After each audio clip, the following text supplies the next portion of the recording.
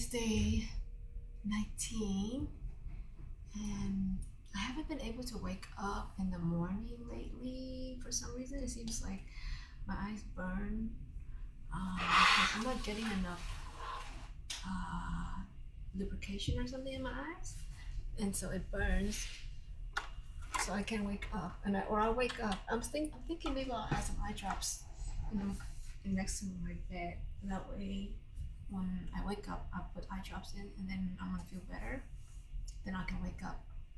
I think that's a good idea actually, because I do set the alarm like around 6:37, but then I just don't wake up. I lay there and then I fall back asleep till 8, and then I go work. And anyway, today's Friday, and we have the kids here since Wednesday. Tomorrow, my family is actually here. Some of them, they're in Vegas. They're just in the hotel. I haven't seen them. My plan is to go tomorrow to see them, but then at the same time, I'm kind of thinking not to go because Phil and we don't have a lot of time. Phil has to. He said he has only like in the morning until 12. He gotta go back to get ready for work, and then I also have to prepare for camping. Camping is on Sunday, Monday. It's a bit hectic, like the schedule. Everything is just hectic, and that's why we're here right now. Yesterday I was able to do 3.5 hours, 3 and 15 minutes, 3 hours 15 minutes, and prior to that I had, for some reason, I did pretty good this week. Yeah, 14 hours. First week, 23 hours though. Or no, 20, yeah. Today I can work maybe 2 hours and see where that's gonna take me. And I have supposedly 53 designs, but not really 53. I would say it's more like 40, if anything. Here it is. These are unfinished designs I need to look over and switch it to seamless. Some of them are the same thing, so I don't know if I should include both of them into a listing, just so you can see. So these are the same almost. This one I added like a little bit of difference. It's supposed to say trick or trash. See, like this doesn't say that, which it should. That would make it look nicer. So those are the little things, I need to tweak. This one seems like it's kind of stretched, right? I don't know, cheers. These are supposedly really trendy right now. I don't really know if this is gonna make it to, if anyone's interested, but there's so many people out there, you don't really know exactly what people like. So, but supposedly these are in more. See, I have so many of these. Like, should I even put all of them up as a listing? So that's why it's like, but they are different. This is kind of cute. It's different. What? 90 goals. It says supposedly Bailey said that a lot of people are already looking into the Halloween theme for some reason. So that's why I have a bunch of these. Oh, so if they had 70s, the 90s. This is like supposedly my time. I don't know why I just decided to do this one. More of these. I don't know why this one looks like this. Why is this? Oh yeah, some more spray. This one. I gotta stretch them out even more later.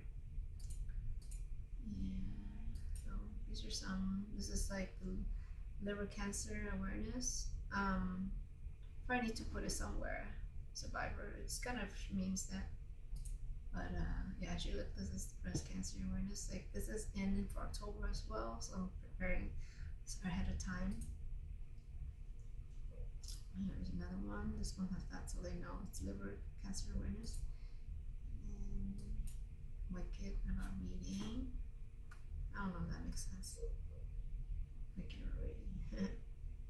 I'm not really a fan of these hats, but this is for someone who likes into reading as well as to be in the festive mode of Halloween while we're reading. I gotta get rid of some of these things here. Another one, Survivor. Too bored to be scared, Survivor style. Press for Cancer awareness more. But then this is like Halloween theme. This, yeah. So I kind of combine two things. Let's see.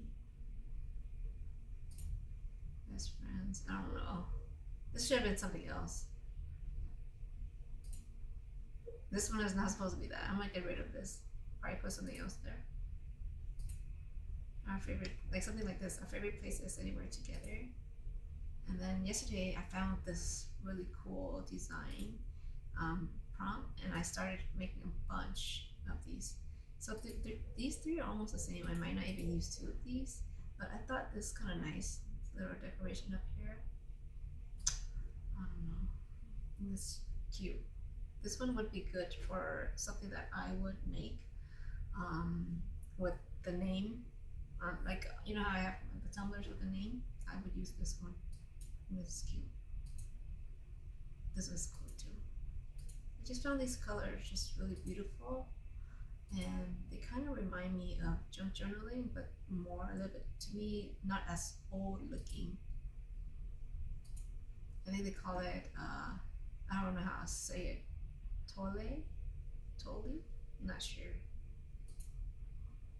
This one's like, yeah, it has that old kind of look, vintage. So I got a bunch of these. Alright, this is the same. So I got two of the same one, which I should delete one day. So it was not really 53, it was 52. Yeah, so those are the 52. This doesn't seem like too many. Okay. So that means, supposedly if I really use all the designs, I would get, I'll be up at 151 currently, which means I am on, oh no, it's gonna be, so now today I need to create at least 15-20 more within this 2 hours to be on top. But actually I won't be available Sunday, Monday. So by Tuesday, I need to create more, at least 192. So if I can spend these 2 hours and create maybe up to here, right? I can do that. Let's just say, just so I can be on top, because not just that, I also need to, anytime,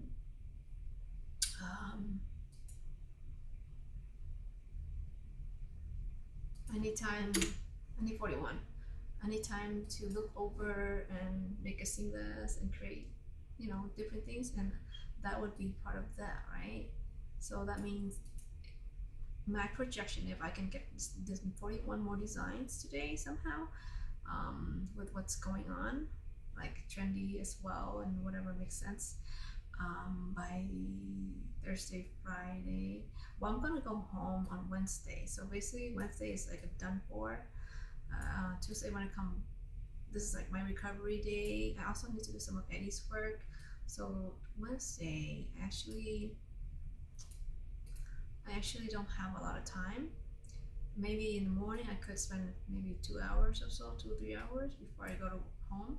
Cause yeah, basically I'm gonna drive home, and I might be tired. I don't know if I would even stay up to work at all, and it would be at mom's house.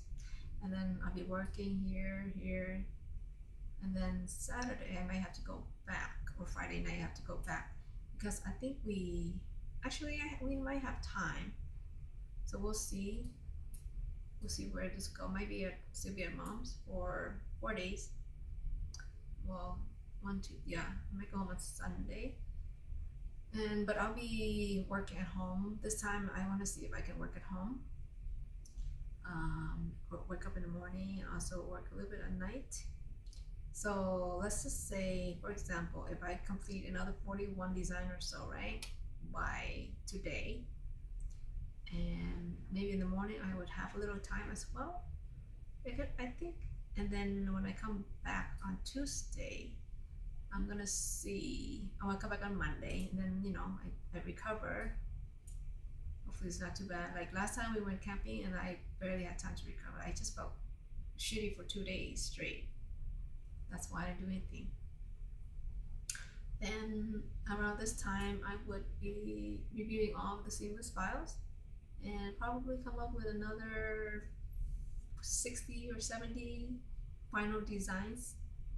So that means, let's say for example, let's do say 80 for example, okay? if I finalize it, then I would have 154 as a listing out of 500. So I'm still behind because in order to make it on time, I need to have at least 250 for this month and 250 for the next month, right? So I'm still, oh yeah, but then again, I have time. I should be doing stuff here, and assuming I did the same thing, I should have another 80 or so, for example. I think I could do it. It seems like I just need to make sure I have good designs. And that's why what I was writing about on my description, because that was like initial thought,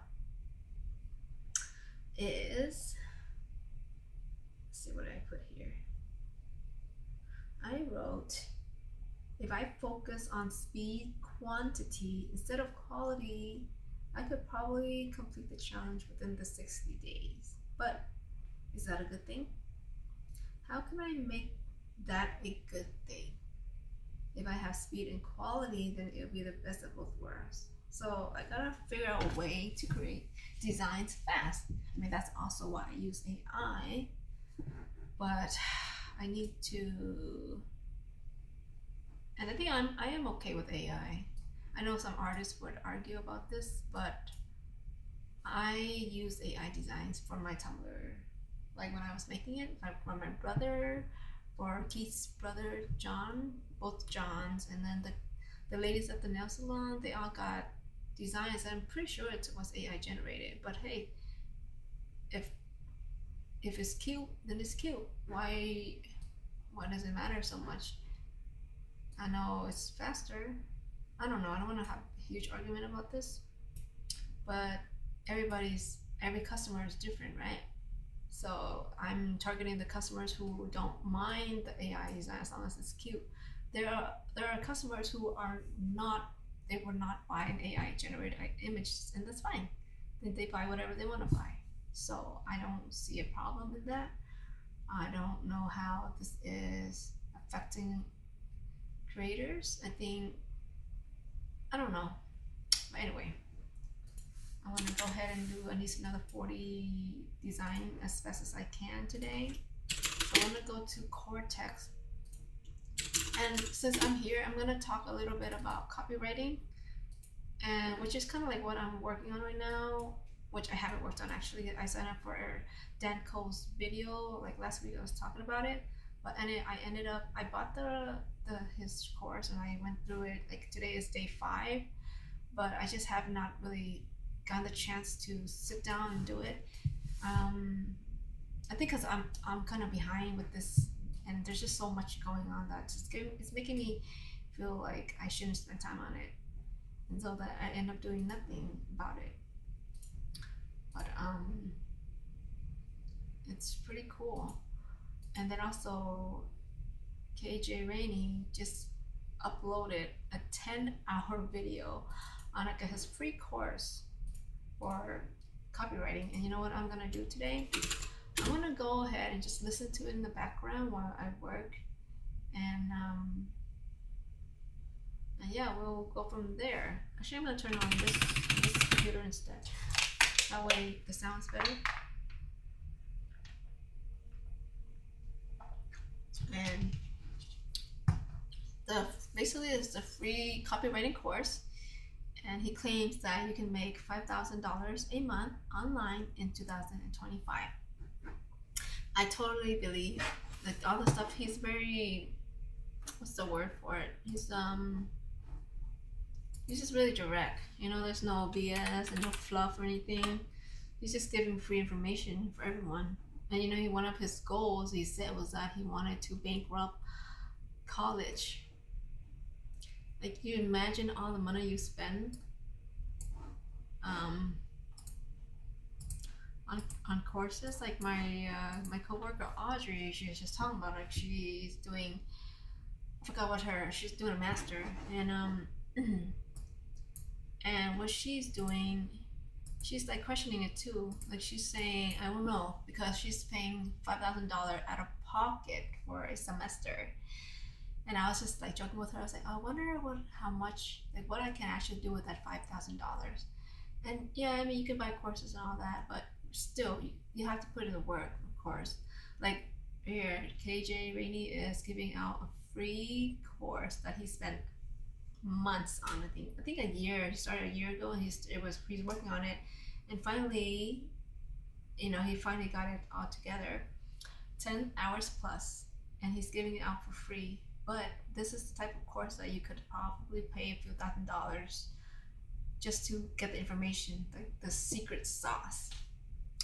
And he's giving it out for free because he also has a elite, like, this is what he said one time, like, why do people give free stuff like so easily? It's because they give you the free stuff, but they have an even better like offer. So not everybody can do this because they don't have enough, they don't have things to offer. But this, like, if you think this is good, so good, his elite, I think it's a membership or something. It's expensive. I think in the thousands. It's called Copy Elite. It's like a not sure, but he gets into his group, so he's like consulting them and stuff like that, which is even more like, now you can learn on the basics 10 hours, but and I'm sure he's gonna give a lot of information on like what to do, execute, and he's already done a lot of that, like free videos. It's just a matter of you doing the work. It's just like everything though, right? Like whatever you decide to do, like even my piano, I can watch videos, all that, but I'm not gonna improve my skills unless I actually practice it. So like copywriting itself is about writing, improving your words to persuade someone to take action. So whatever I do, if I want to learn copywriting, I need to write. At the start, watching the video is not gonna do me much. It's just all concepts. It's all just like, like you don't really know until you get into it. It's just like what I'm doing with designing. Like I can watch videos. Oh, this seems so simple, but when you do it yourself, it's different. And then you streamline the process. Like you learn by doing. You don't learn that much by just watching or by consuming. So it's all about action, action, action, action. But anyway, I'm gonna do this while I listen to that. So killing two birds with one stone, kind of. There will be times where I'm not really listening, but the times that I am just waiting on things, I can listen, and in the background it's growing. But I do understand like copywriting is probably the next thing after this. I need to do copywriting because I need to write in order to make content. Like I'm talking to you, this is freestyle talking, but in order to get my point across in a short period of time, which Keith had also mentioned before, it's you have to, and Danko has said at the same time, like you have to write. You have to write so that you can basically cross off all of the excess things that are unnecessary. But at the same time, you can also learn that. You can learn that by talking, kind of with yin yang. Remove all the ums, ahs. If you don't know, just all the filler words instead of what I just said. Like if you don't know, what do you mean? All those things, at least you could just slow down. I was supposed to pause, know exactly what I'm saying first. And this is also why Danko said to write. Because when you write things down, you get a clarity on what you're thinking. Your thoughts are all jumbled up inside. And then when you write it down, it gives clarity. And then you can word it. And then with copywriting, this is how you word it so that you can persuade, or you can, how do you want to, like, what do you want people to understand with what they read and what they hear from what you say, is to be able to express it in a very short manner that makes sense, easy to understand. You don't have to get complicated with crazy words, terms. Just people want to just process information easily but understandable. So I have a lot of things I need to work on. But anyway, try and get this established first and move on to the next project, next challenge. Okay, now I'm gonna go ahead and listen to our KJ Rainey talk for, this is a 10-hour video, 10 and a half. So I'm gonna listen as I work on this stuff, and let's see what I get out of that. I think it will be useful. And that was How did I talk for 20 minutes? That's just crazy. But anyway, okay, back to work. What is all this? Oh, this is the video right here, just so you guys can see. But I'm gonna play it over there. Free copyright course. And POD sellers who know. I am gonna close this. I'm gonna stay quiet while we listen and work.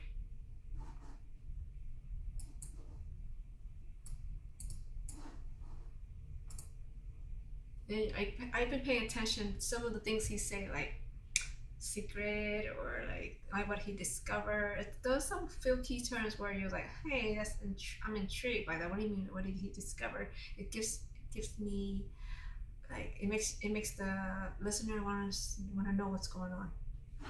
So you just pay attention to that. You know what I mean. This video could change the copywriting space forever. The secret information to generating millions of dollars online has been hidden behind $1,000 paywalls until today. You see, for the past few years, I spent over 5,000 hours and way too much money uncovering this hidden information and using it to change my life forever, generating over $600,000 in revenue just last year. But now it's time for me to pass this information along to you for completely free. What you're about to witness is unlike any copywriting course you've ever seen on YouTube before. And to be honest, this goes far beyond just copywriting. You're about to unlock the ability to write high converting copy with ease, land dream clients, and start making over 5 figures a month from anywhere on God's green earth. And what's much more important than that is you're about to have real confidence in your skill. No more imposter syndrome. No more doubting that all the time you've already invested might have been a waste. No more wondering if you're ever going to escape that feeling of being trapped in school or work. And right now, you're probably excited, but also a little skeptical. And I completely understand that. If you're wondering why I'm able to give you this information for free, I'm going to cover that in just a second. But there's a big reason why you've never seen information like this on YouTube before. And it's because the gurus do not want you to know what I'm about to show you. You've heard the old saying, right? Give a man a fish and you'll feed him for a day.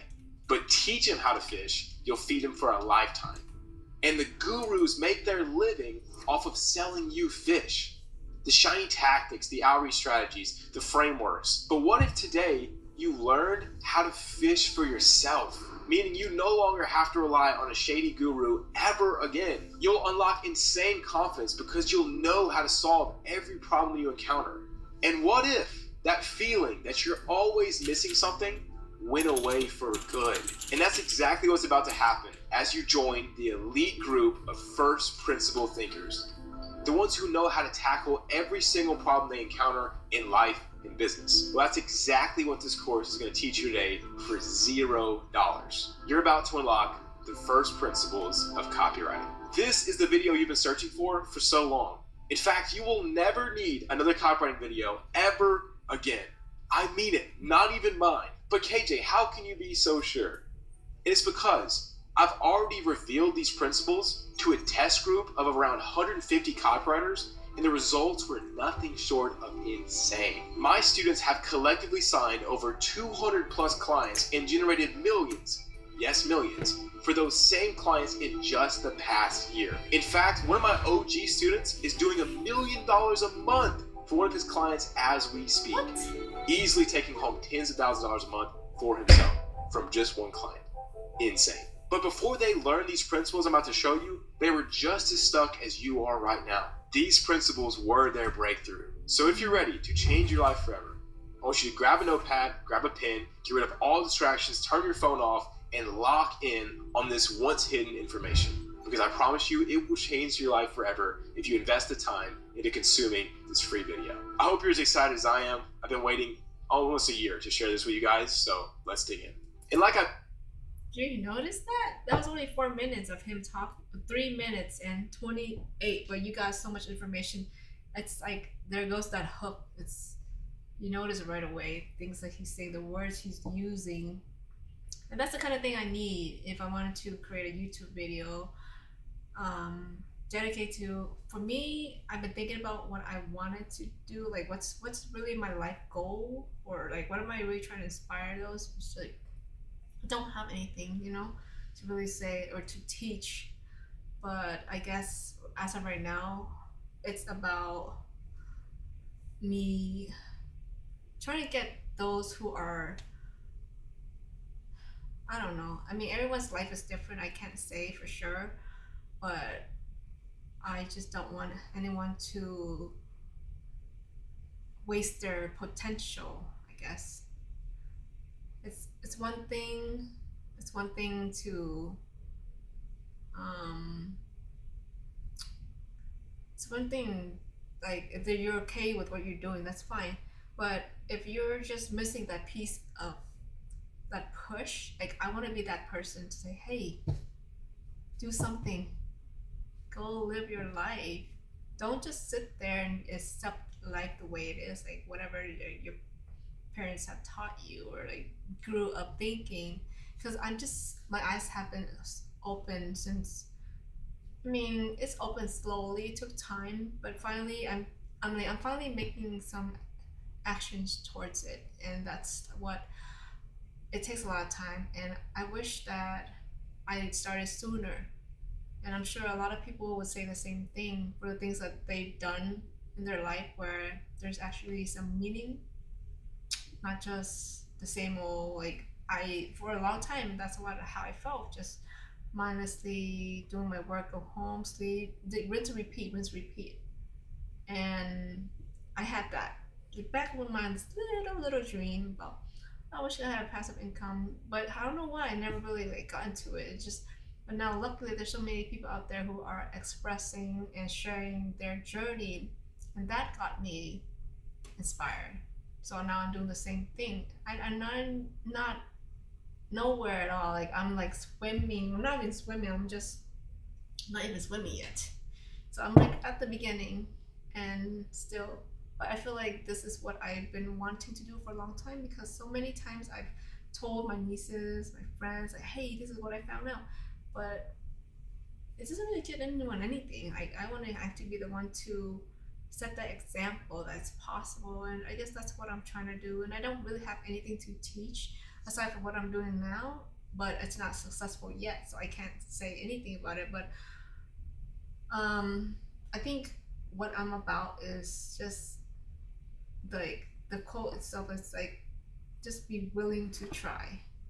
Don't like, I don't want to just live my life and like that's it. Like I just want to be able to do more with it. And like another quote would be, make every day count. It is so true. It's just make every day count. They're just still like, for me, even with that thought in my mind, I still have days where I am not using it wisely enough. So anyway, that's it. I mentioned earlier, you're probably wondering, KJ, why? And if you'd allow me, I'd like to be really honest with you for a second. The reason I'm able to give away this information for free is firstly because of this book right here called the Bible. I believe this is the Word of God. I believe that God created us. He loves us. He loves me. He loves you. And we're imperfect. We don't deserve to have a relationship with God because of our sin, our imperfection. But thankfully, God sent his son Jesus over 2,000 years ago, who lived a perfect life and died the death that he didn't deserve. He took our place on that cross. And if we believe in Jesus, we have that relationship with God again. We get what we don't deserve, meaning eternal life, to spend eternity with God in heaven, our creator who loves us. And I believe it's life, not just in heaven, but life right now on this earth, to bring truth and life. And so for me, it's not just about the money. In fact, it's not about the money at all, which is why I'm able to give away this information. Because could I make more by selling this like I have been for the past year? Probably. But will I help more people if I give it away for free? Definitely. So that's what I'm doing. And the Bible also says, do not store up for yourself treasures on earth, where moth and rust destroy and thieves break in and steal. But instead, store up for yourself treasures in heaven, where thieves cannot steal and moth and rust cannot destroy. So this is my attempt to serve you guys, to help you change your life for free, and hopefully store up treasures for myself in heaven and not on this earth. And to be honest with you, I want to be very careful with getting more money, because it seems like the more money I make, the more susceptible I am to just being sinful. and wanting to make my own name known and not the name of God and Jesus. So this is part of my attempt to combat that by giving away what I've sold for thousands of dollars and giving it to you now for free. And the second reason is I do make money off the back end of this because I do have a coaching program where I help copywriters get clients. So if you want to learn more about that, like I said, you don't have to at all. Please, guys, the reason I'm doing this is to help serve you, to point more people to Jesus. But if you do want to work with us, you can apply below in the link in the description. But with that out of the way, that's my honest intentions behind this video, is to hopefully share the truth of Jesus and help you. Just to help you. That's it. That's all. That's my evil intention, is to help you, right? And all the resources to this entire course can be found by DMing me on Instagram. I'll have the link in the description as well. You can do that. And hope you guys enjoyed. See you at the end of this.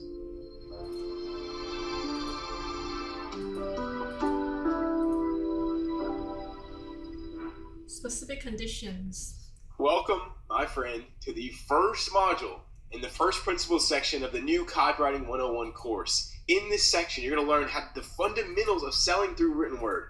If you can't tell, I'm freaking excited. I'm so excited because this stuff is so powerful, and I know how many lives are going to change from this, and I hope yours is one of those, so I'm freaking thrilled to bring this to you. But before we go any further, I highly recommend you've seen Foundations in full. Also, I highly recommend that you understand web learning. We've talked about that in Foundations 2.0 whenever that comes out. For best results, though, very simple. Watch every module twice. The first time, don't take any notes. Just stay fully locked in, trying to understand everything without having to write down anything. The second time, take notes. And if you really want to get good at this, watch the third time, reviewing your notes while going through that. So, that out of the way, get freaking excited. This is the exact information. This is everything I've used to generate over $500K in revenue in just my first year with learning this skill, with writing copy. I know it's crazy. It's hard to believe myself, but it's real, and you're going to learn exactly everything to do that. So let's jump in. Okay, first principles. As we discussed in previous courses, to develop a full understanding of a concept, we must start from first principles and work our way up to the more tactical information. So we've learned by now that the way that self-made millionaires and billionaires think is they break everything down into the fundamental truths. Based on those principles, they start working their way up and building tactics and things based on the current environment, but it all comes from a deep understanding of first principles. So if we want to become the best copywriters that we possibly can to persuade as many people as possible, we must understand copywriting all the way down to first principles. So let's do that right now. Copywriting, words written to persuade. You are writing something or saying something to persuade someone. We can break this down to a very simple definition with three core components, right? We have a human, the person you're trying to write the words for. Then we have a stimulus, meaning the words. And then we have the response or lack thereof. So whether they took action, whether their beliefs changed, whether they bought or not. So human, stimulus, response. This is the very first principle of what we're doing here. There's a subject, and we are presenting them something in hopes to get an action. You have a person who already exists. You put something in front of them, you try to get an action. So in our case, it's reader, words, and action, or lack of action, which is probably where most of you guys are at. But hopefully by the end of this course, you'll be creating a lot of action. So that gives us some good clarity on our purpose. And our main purpose as a copywriter is to write words that change readers' beliefs, causing them to take action. And if you've not gone through the mindset course, this will help make a lot of sense. But what you're doing and why your life is the way it is right now and how you can change it is because every single action you do comes from a belief that you're believing. And so if we can change belief throughout this whole course, but just understand that you're writing words to try to get action. If your words or create action, that means your stimulus was ineffective. So if we go back up to this diagram, we have a human. If you present them a stimulus, let's say this was red, and it didn't do anything, nothing happened, nothing changed, you got no response, this was an ineffective stimulus. You had bad copy. But if your words succeed to create action, then your stimulus was effective. So if you write some copy and it gets them to click the link, it gets them to buy the thing, then you got the response you wanted. Let's go over some examples. Your YouTube title causes the target viewer to click. So the right people click the video based on your title. Good copy. Perfect response. Your email subject line causes the recipients to open the email. Your email body copy causes the readers to click the call to action link. Your headline causes readers to feel intrigued and they continue reading. Your pain bullet causes readers to feel pain. Your short form hook causes viewers to stop scrolling and watch the reel. So as we discussed in foundations and in acquisition, this is why copywriting is one of the most valuable skills you could possibly learn. Because if you learn how to craft effective stimuli, those are the Lego blocks to building an effective system, which gives you the output you want in life. So if you can't write good copy, there's almost just no way you win online, like holistically as a business owner, but you want. That's why this skill is so daggone important, and why I do nothing but teach it, right? Because it's just the foundation. So pretty simple stuff there, but it's important. We have to start with first principles. This is why like the laws of physics are so important, and they all sound stupid, right? What goes up must come down. It's like, yeah, we know it does. But that's how you base all the other thinking models that you do has to come from that foundation. So if you want to build a massive skyscraper of wisdom and knowledge, you can't do that without having the solid, deep foundation. And that's where this comes from. This is why this is so important. And this is what gives you an edge over any copywriter who doesn't understand this. So how can we kind of understand this even deeper as far as us using this to make money, to create effective copy? This is what I found called a lock and key visual. And I first heard this from Charlie Morgan. I've modified it a little bit based on what I've seen to be true, but huge shout out to him for first showing me this. And this visual helps us gain a much clearer understanding of what our role is as a copywriter, and gives us some very important, very valuable truths. So here we have the lock, and then the key, and you get action. So going back up, it matches this, right? The human is the lock, the stimulus is the key, and the unlocked lock is the action we want them to take. So your copy can't take the action. The human takes the action, but the copy is what triggers it, the stimulus. And you can view your reader's mind as the lock. So the mind controls the body, clearly. You can't just make the body move by showing body copy. You show the copy to their mind, and their mind triggers their body to move, to take action, pull out their credit card, give you money, do whatever. So the lock, the reader's mind, we have to write good copy, effective stimuli being the key, and that causes the action, which is the unlock happening. So let's look at the important truths we can draw from this visual. Truth number one, it's impossible to craft the perfect key without first understanding the lock you're crafting it for. So if you're trying to make a key, perfect key, there's no such thing as a perfect universal key. There's only a perfect key that matches the correct lock. And if you're trying to make a key, but you don't understand the lock, you can't even see the lock, it's impossible. It'll never happen. Truth number two. Well, yeah, so the copy version of this is, it's impossible to write good copy without first understanding who you're writing to. This is crucial. And you can tell that most people don't understand this because they ask for copy reviews all the time from people without realizing that if those people reviewing your copy can't really understand who you're selling to, then how could they possibly rate it? It's impossible to write great copy without first understanding who you're writing to. 99% of copywriters don't even understand this. This will literally put you way ahead of the game, this one statement in this one visual. Truth number two, the better you understand the lock, the easier and faster you can craft the right key. And so if you're a locksmith, or if you're making keys for locks, and you have this one lock that is brand new to you, you just got it today. You're looking at it, you don't really understand the pins and everything perfectly. You're making a key. It takes you 8 hours to make a key that like kind of works. It takes forever, but you finally get it open. Versus you've been making the same key, the easier and faster you can write great copy. So if you're writing YouTube scripts or headlines or titles for YouTube videos, if you've been writing titles for the same exact person for 8 years, it gets so much easier to write titles that convert for them. So much easier. I know because I used to do titles and thumbnails every single day for this really big car YouTuber. He had like 2 million subs. And when I first started, I was trying to do the thumbnails like Mr. Beast and do like business education because that's the niche I was in. I just thought all thumbnails were supposed to look like that. But I realized that I was doing keys for the wrong lock. These guys were 50, 60-year-old boomers who loved cars. I had no clue who they were. But after a year, I got good at knowing these boomers. I knew what they would click on. And I got good at making thumbnails and titles that were effective every single day, super fast. I could do like 10 in an hour because I understood who I was writing to. This is so key. Truth number 3. The perfect key for one lock probably won't work for another lock. Might not work.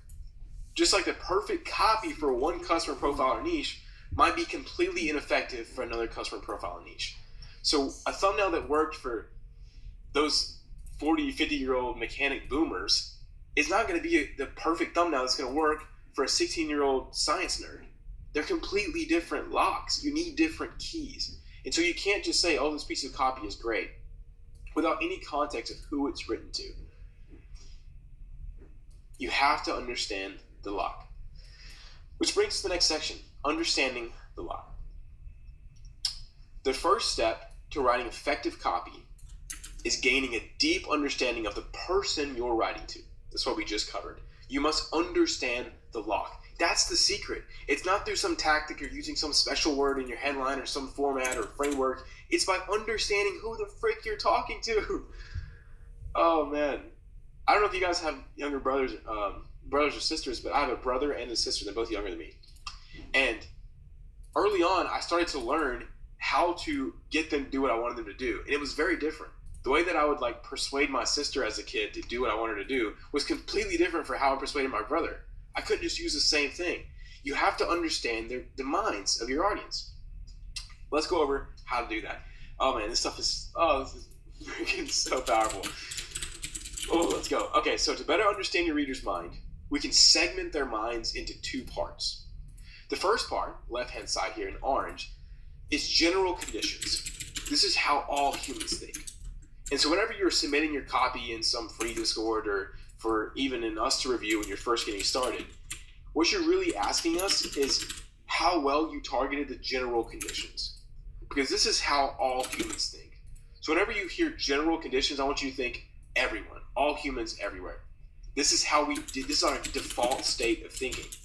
If you can understand how the human mind works in every single human, then you do get a good insight of how to craft a general key in general. So it's like, if you don't know how to find the right metal that makes a key strong enough to even open a lock, then you can't really open any lock.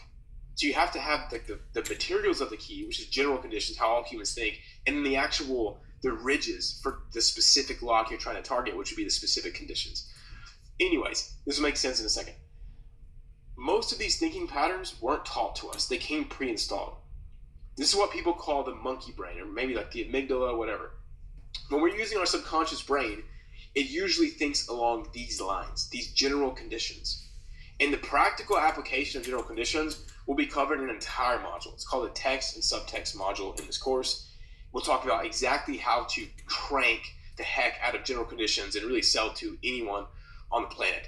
But thankfully, God has given our conscious brain an ability to override these subconscious patterns, which is why not everyone becomes the same eternal IG Reels monkey. If we lived in our monkey brain, it would be just like a monkey at a zoo whenever you hand them a phone. They're just like,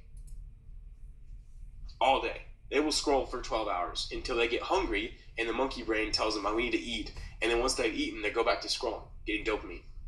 So God has given us the ability to override this, thankfully, or else no work would ever happen and everyone would just be eating food all day and watching reels all day.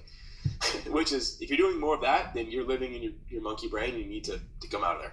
But let me give you an example real quick, because like I said, we're going to cover this in depth later. But for right now, here's an example. You see, God has programmed our brains to want to conserve energy. Therefore, our subconscious brain prefers to take the easier path. So if you were default, you had no conscious state, no goals, no nothing, you were just like your brain on subconscious mode, you would do the easiest thing possible all the time. When you have no discipline, what do? You just the easiest thing.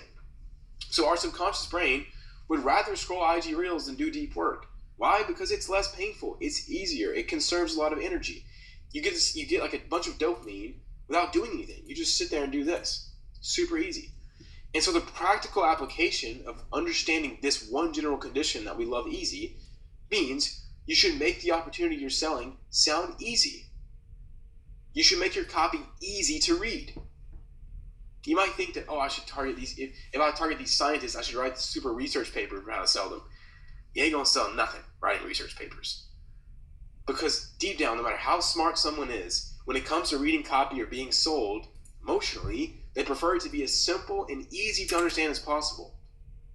Why write the same thing harder and easier and just choose the harder method? Just write it easier. And we'll go over how to do that in a lot of depth later. But it's important, before you can understand specific, you need to understand general. Like I said, web learning will help you learn all this, so watch all these things multiple times. But we have general and specific. So that's general. It's how all humans think. They want it easy. They want it safe. They want things to be exciting, big. You get it. Now, where things really get crazy. Specific conditions. These are niche specific to the exact people that you're targeting. This is the psychological, physical, and situational conditions shared by the people that you're targeting with your marketing, the people in your audience and your niche. So these are the conditions of the brain that are specific to your niche and audience and the experience that created these conditions. Their past experiences, their current situation, their desired future, their pain points, the language they use, their perceived problems, etc. We're going to give you guys all those frameworks for that in a second. Don't worry. But just try to understand this as deep as you can right now. You got general conditions. How all people want things, easier, whatever, easier, faster, all that good stuff. Then you have specific conditions, which are specific to your niche. So let's look at some examples of some conditions of early stage copywriters. Right now, this will just look like words to you, but after we finish this module, you'll see how each one of these fits into a category, which is very simple to understand and we can leverage. So this might have been you before this program. This might be you right now. You might be leaving some of these stages and these conditions.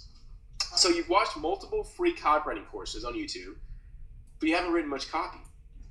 You've memorized frameworks like AIDA and PAS, but whenever you go to write, you just don't know where to start. You feel like your copy is decent, but you don't have an expert who can give you an honest review. You've joined multiple free copywriting communities, but you soon realize that it was just the blind leading the blind. You struggle with imposter syndrome. Some days you feel like your copy is solid and you can really help people. Other days you feel like this is all a big scam and no one really makes money like this. I've been there, guys. You think that if you could just get one client, you could prove to yourselves and your family that this stuff is legit. You bought courses and coaching in the past which never lived up to their expectations. You're eager to invest in yourself and your skill, but you're scared of being burned by another guru who's over-promising and under-delivering. You want this magical goal of 10K per month, and you think all your pain would disappear if you could just hit that number. They won't, by the way. Ask anybody in CE who's hit 10K a month. They're always like, Coachy, what do I do now? They still are in pain. Anyways, that's what you think, though. You're not normal and average. You play video games, and you party with your friends, but you always feel like a failure during and afterwards because you know you have the potential to do much more. Anyways, you get the point. You can read those if you want. Pretty cool, right? You're driven by one word, freedom, financial location, and time. All right. Finding, collecting, and understanding the specific conditions of your target audience is the key to writing effective copy and creating effective stimuli that lead to actions and responses. If you want to make money with this skill, the key is finding specific conditions of who you're writing to. That's it. The better you understand what's going on inside their mind, the easier it will be for you to grab their attention, to generate interest and trust, and then change their beliefs, which leads to action and money in your bank account. This is it. If you guys want to know how money is made, I'm telling you right here. This stuff gets me so excited every time I read through it. So, once you've mastered writing copy that appeals to general conditions, this is what most people teach, right? How to write copy that makes things sound easy and safe and big. Your audience specific conditions and your level of understanding of these things directly dictate how effective your copy is. I'm going to say that again. Once you understand how to just write copy that sounds generally, easy, safe, big, new, how effective your copy is directly correlates to how well you know your audience's specific conditions. Let me show you guys an example. This will tie all this together. It'll be super cool. Let me zoom in real quick so we can kind of see this a bit better. So I want you to take a second and think. Here we have two stimuli. They're both thumbnails. They both have almost the same amount of views. Both posted a year ago, okay? Think about the audience one is targeting and the other one is targeting. And can you spot the general conditions? And then can you spot the specific conditions? So I'll give you a second to think about this. Pause the video. I'm serious. You're not here to sit here and listen to me yell all day, all caffeinated up so you feel good. You're here to learn. And the one way to learn is if you start putting this knowledge into action right now. Pause the video. Think. What are the general conditions here? What are the specific conditions? I want you to think through this. Now, I haven't even showed you how to leverage it. I haven't showed you the categories. I haven't showed you anything, which is why I want you to think before this to go ahead and give yourself some foundation of action, of trying. So think. What is the general? What are specific? So let's take a look. General conditions. What emotions are both of these things pushing here? If you guessed it right, should be easy. Easiest survival house. Easy, all caps, right? Is making it very obvious. Pushing the easy factor. Look at this. How I made 17 million online. So you can just copy me.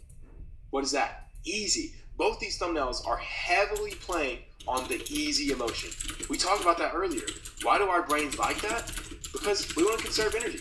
We've given the option for two outcomes. And this one is hard, this one is easy, and they get the same result. What are we going to choose every time? Easy. That's how the world works. I know it sounds obvious, but you got to start spotting these things. So look at this. Imagine if this said, Minecraft, very hard to build survival house. Not for beginners. To some people, that might interest them based on specific conditions, but overall, it's not right because people don't want it to be hard. They want it to be easy. That's why they're on YouTube trying to figure out how to do it. What about this? How I made 17.5 million online. You can't copy me. This is going to be hard, and this is going to take you 15 years. Go figure it out yourself.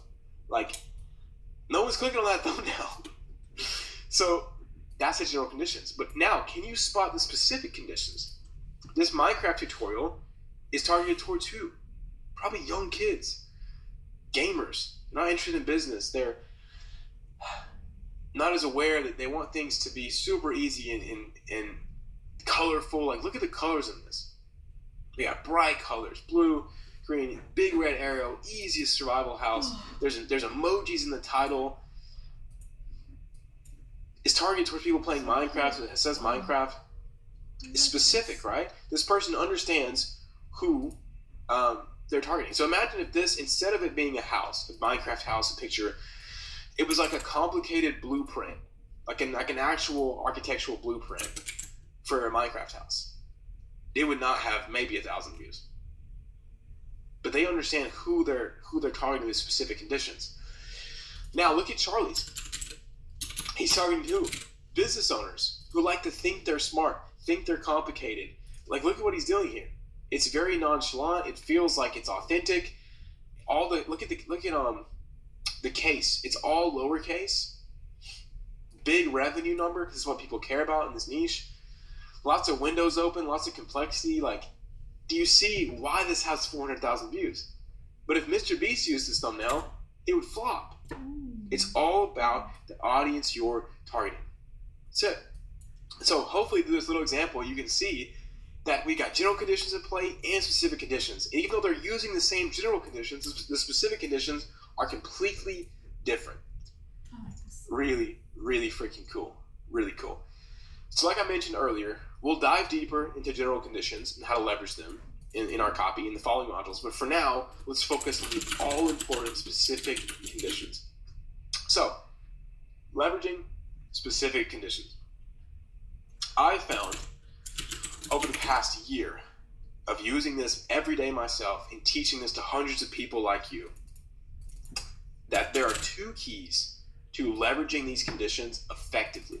This is very, very important. Please pay attention because otherwise you'll miss this and you'll spin your wheels for a year until you understand what I'm saying here. So watch this as many times as you need to. The first key is condition scalability. So no matter how similar people are in a niche, there's always going to be differences from person to person. God has never created the exact same people. Even twins are wildly different. They have so many differences. They might look similar, but there's still differences in their looks, and they're way different in how they act and all that good stuff. And the same is true of your audience. Your audience will not be 10,000 carbon copies of the same exact person. And so there's going to be differences in the specific conditions across the niche. Your job, pay attention to me, your job is to find which specific conditions are shared by the largest portion of your audience.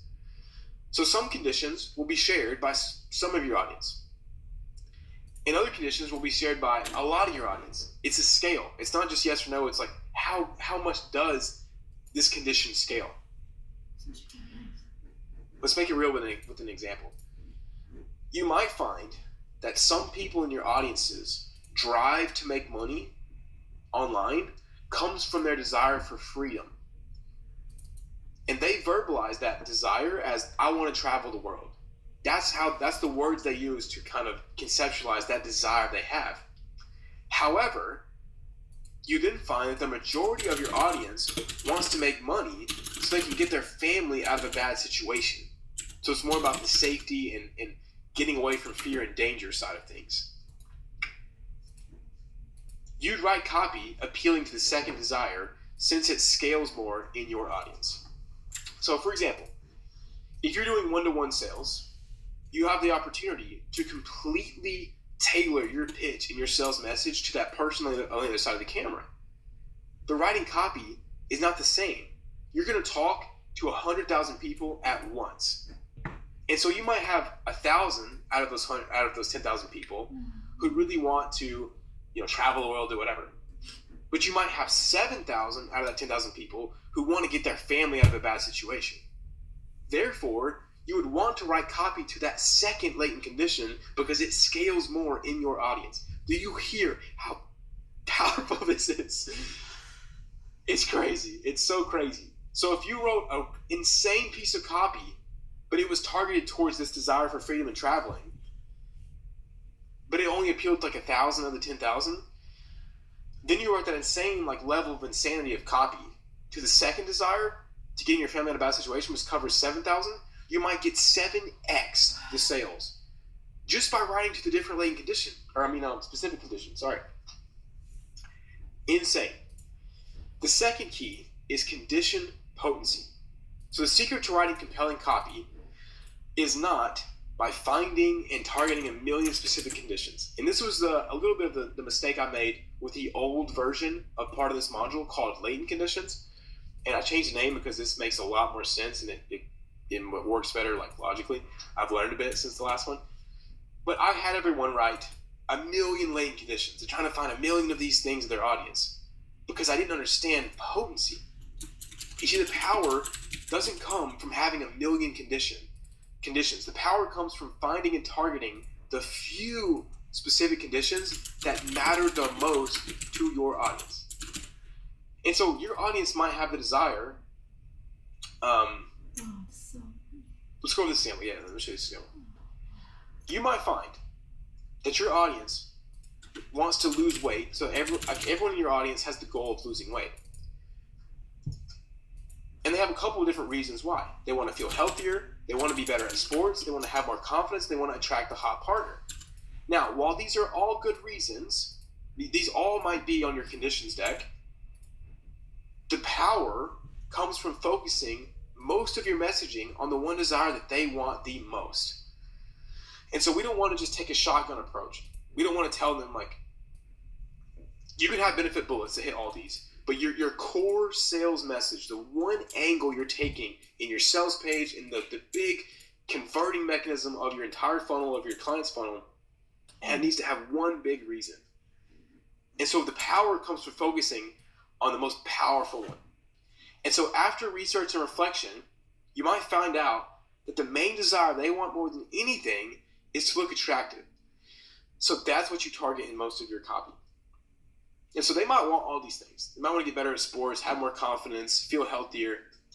But the desire that they care about the most, the thing that would literally change their life forever if you could solve that problem for them, is attracting a partner, a hot partner.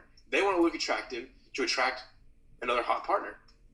And so that is the potency. That's the most painful the most emotional bullet in your target that scales across most of your target audience.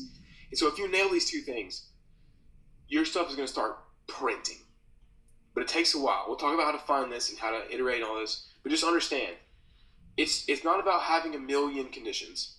It's about having conditions that are extremely potent and scale across your niche.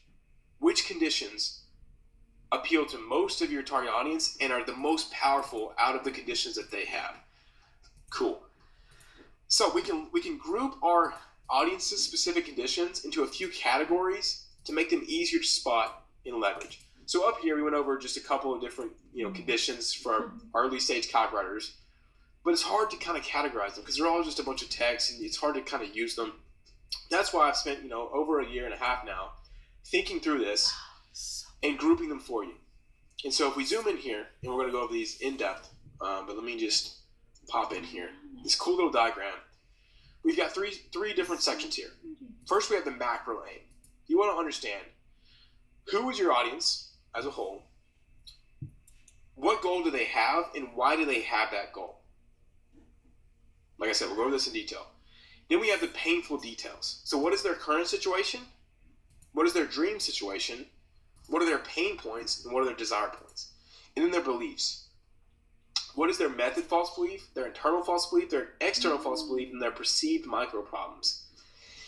Yeah, this stuff is powerful. If you can't tell, man, it's we've been using this, and dude, if you want to figure out how to get your content popping, your sales pages popping, your products popping, like everything, this is the heart of everything you do.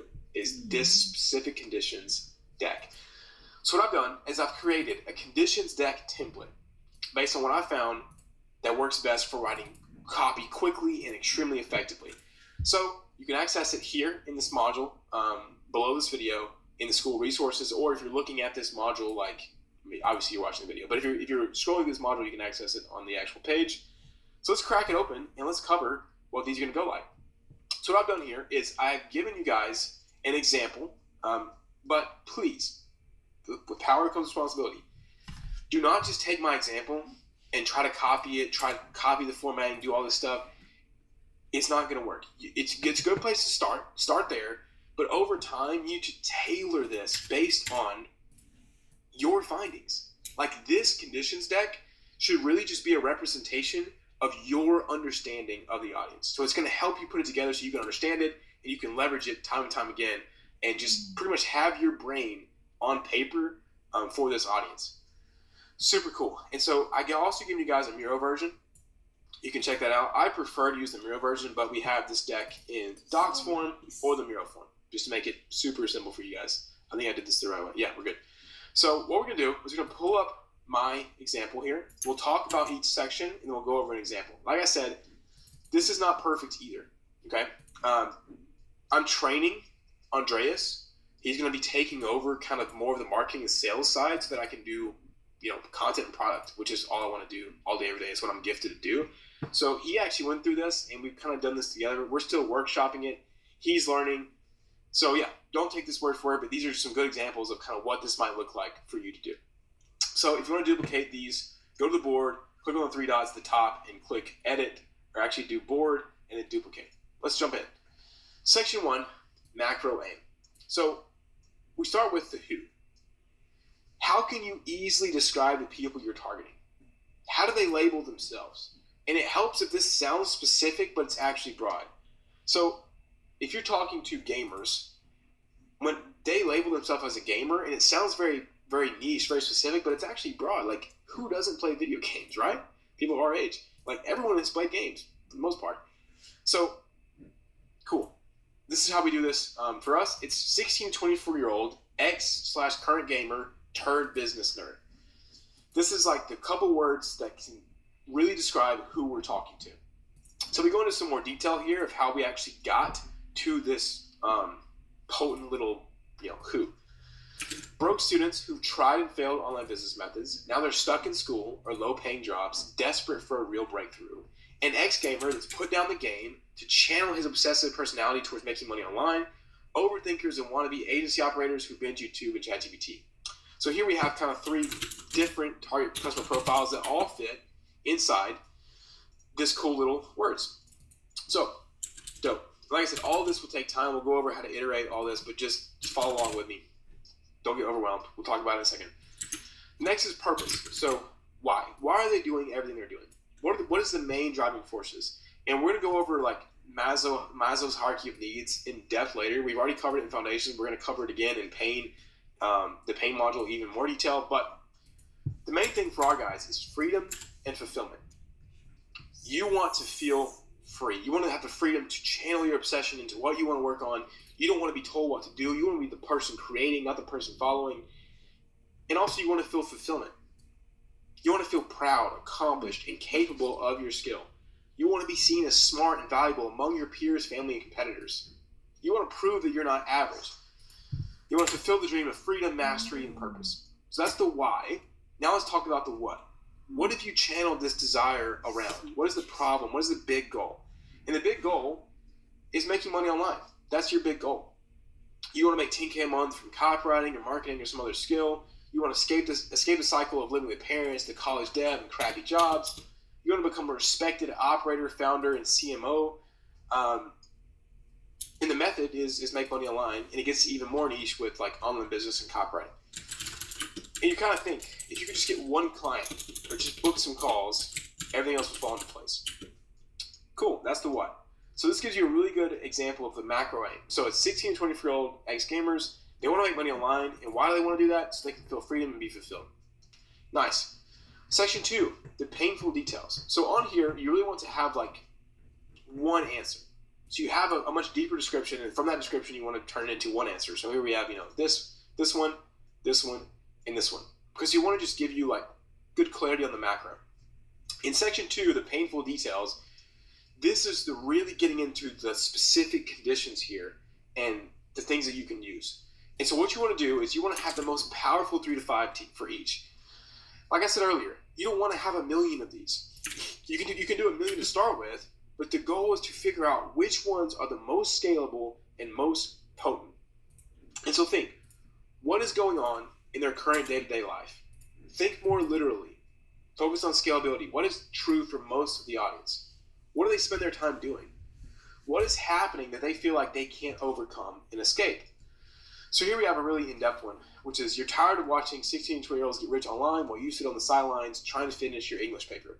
You're just as obsessed as them, just as smart as them, but you've been wasting your talent on video games and useless classes. You're ready to lock in, make some money online, and create the future you want for yourself, but you just need the roadmap. Do you see how this little thing is very powerful for anyone who's feeling that? They're going to be like, wow, are you talking to me? I actually had a comment on one of my YouTube videos, and the guy commented, he said, KJ, are you talking to me? Like, do you know who I am? Because that's how much I understood the negative situation. And so the current situation is negative. Here's some more. Living at home, no independence, writing DMs, getting ghosted, in school or working crappy jobs to stay afloat. They're practicing copy alone, binging content instead of executing, feeling like a prisoner in their own situation. A lot of pain there. Like I said, don't just copy the format of these. Format it how it makes sense to you. But once again, use these questions in the actual situation, not so much how they feel. Now, dream situation. What do they want their future to look like? Whose lifestyle do they envy? What do they want to spend their time doing every day? We got some cool points here. Then, pain points, negative. So the first thing we talked about was the situation. This is like what's going on. The pain points, negatives, how they feel about it. So the first one is kind of more literal. This is like the emotion. What do you hear a lot on sales calls? What's going on? I feel like I'm always stuck at square one. It's embarrassing to rely on my parents. I feel like I'm never going to be enough. I feel like school is useless for me. I've heard that one a lot. Why is this working for everyone but not me? I'm tired of watching other people win while I binge content and go in circles. So you want to figure out, there's a lot of pain going on in your audience. And you want to think, what words, what phrases are your audience using to explain that pain? This is why we'll talk about it later. This is why sales calls are so important. But in their own words, how are they explaining their pain? Then on the flip side, how do they want to feel about their dream situation? I want to feel confident, in control. Control is a big word, big, powerful trigger word. I want to be proud of myself and make my family proud. I want to know that I'm not average. This is a big one for you guys and people like us, right? Seeing the words "I'm not average" is like, that just brings you like, oh, greatness, capable of greatness. I want freedom, fun, to feel like my work actually matters. I want to be the guy people look up to, not the guy who's figuring it out forever. See how there's a million ways we could have put this, but based on hearing you guys, like the sales calls, the videos, and comments, the guy who's figuring out forever, like that just sounds painful, doesn't it? So focus on how they feel, focus on figuring out those trigger words that really bring up that pain. And so this gives you powerful ammo for everything you do, all the sales messages you do. Next, section 3, beliefs. Now how you want to treat this one is you want to add as many as possible to this, but keep them ranked in order of importance. Now we just have some couple examples. This is not like a great example. A fully fleshed out version of this would have a lot of beliefs, and you'd have spend a lot of time ranking them on which ones you hear the most. So for example, if you're taking a lot of sales calls for an offer or your own offer, or you're reviewing sales calls from your client, the more often you hear the same belief, the more pain seems to be associated with it, the higher you would rank this up. So put every false belief that you ever hear on this page and then rank them. So the first false beliefs are method false beliefs. What are all the reasons and excuses that they think the method doesn't work? So in my instance, it would be making money online to my broad audience and copywriting for the more niched audience.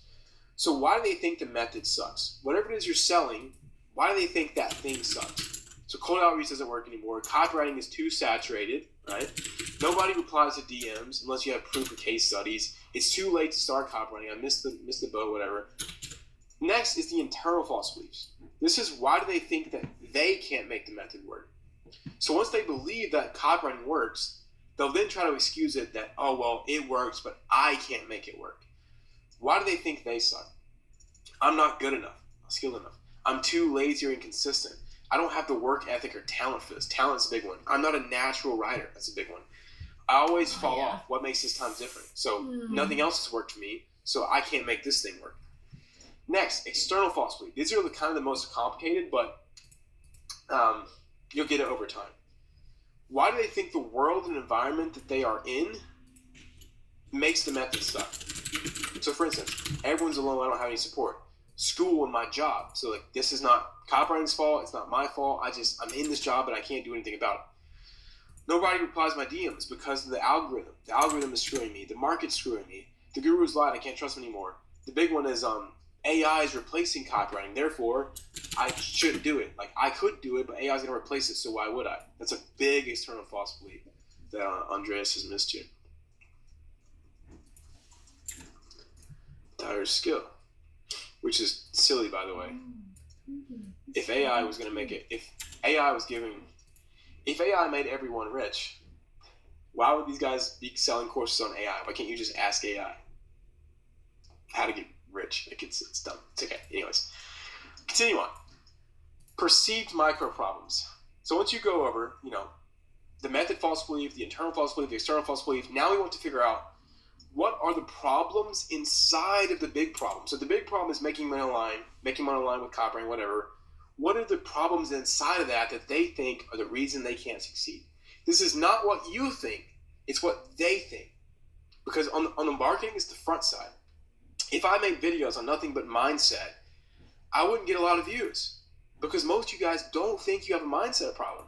Even some of you in the course have asked me on coaching calls, should I watch the mindset modules because my mindset is great? And I'm like, just try it and get back to me. And you come back and say, oh, wow, frick, my mindset was not as good as I thought.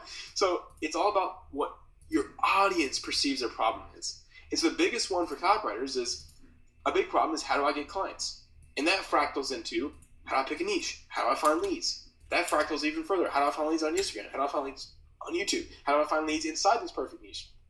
How do I do outreach? How do I do sales calls? Etc. What are all the micro problems? These become very, very useful because this is where you pull your angles for content.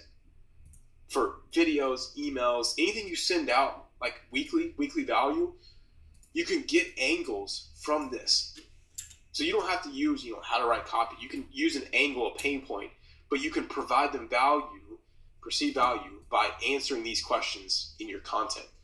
So yeah, you just make these, get as many of these as possible.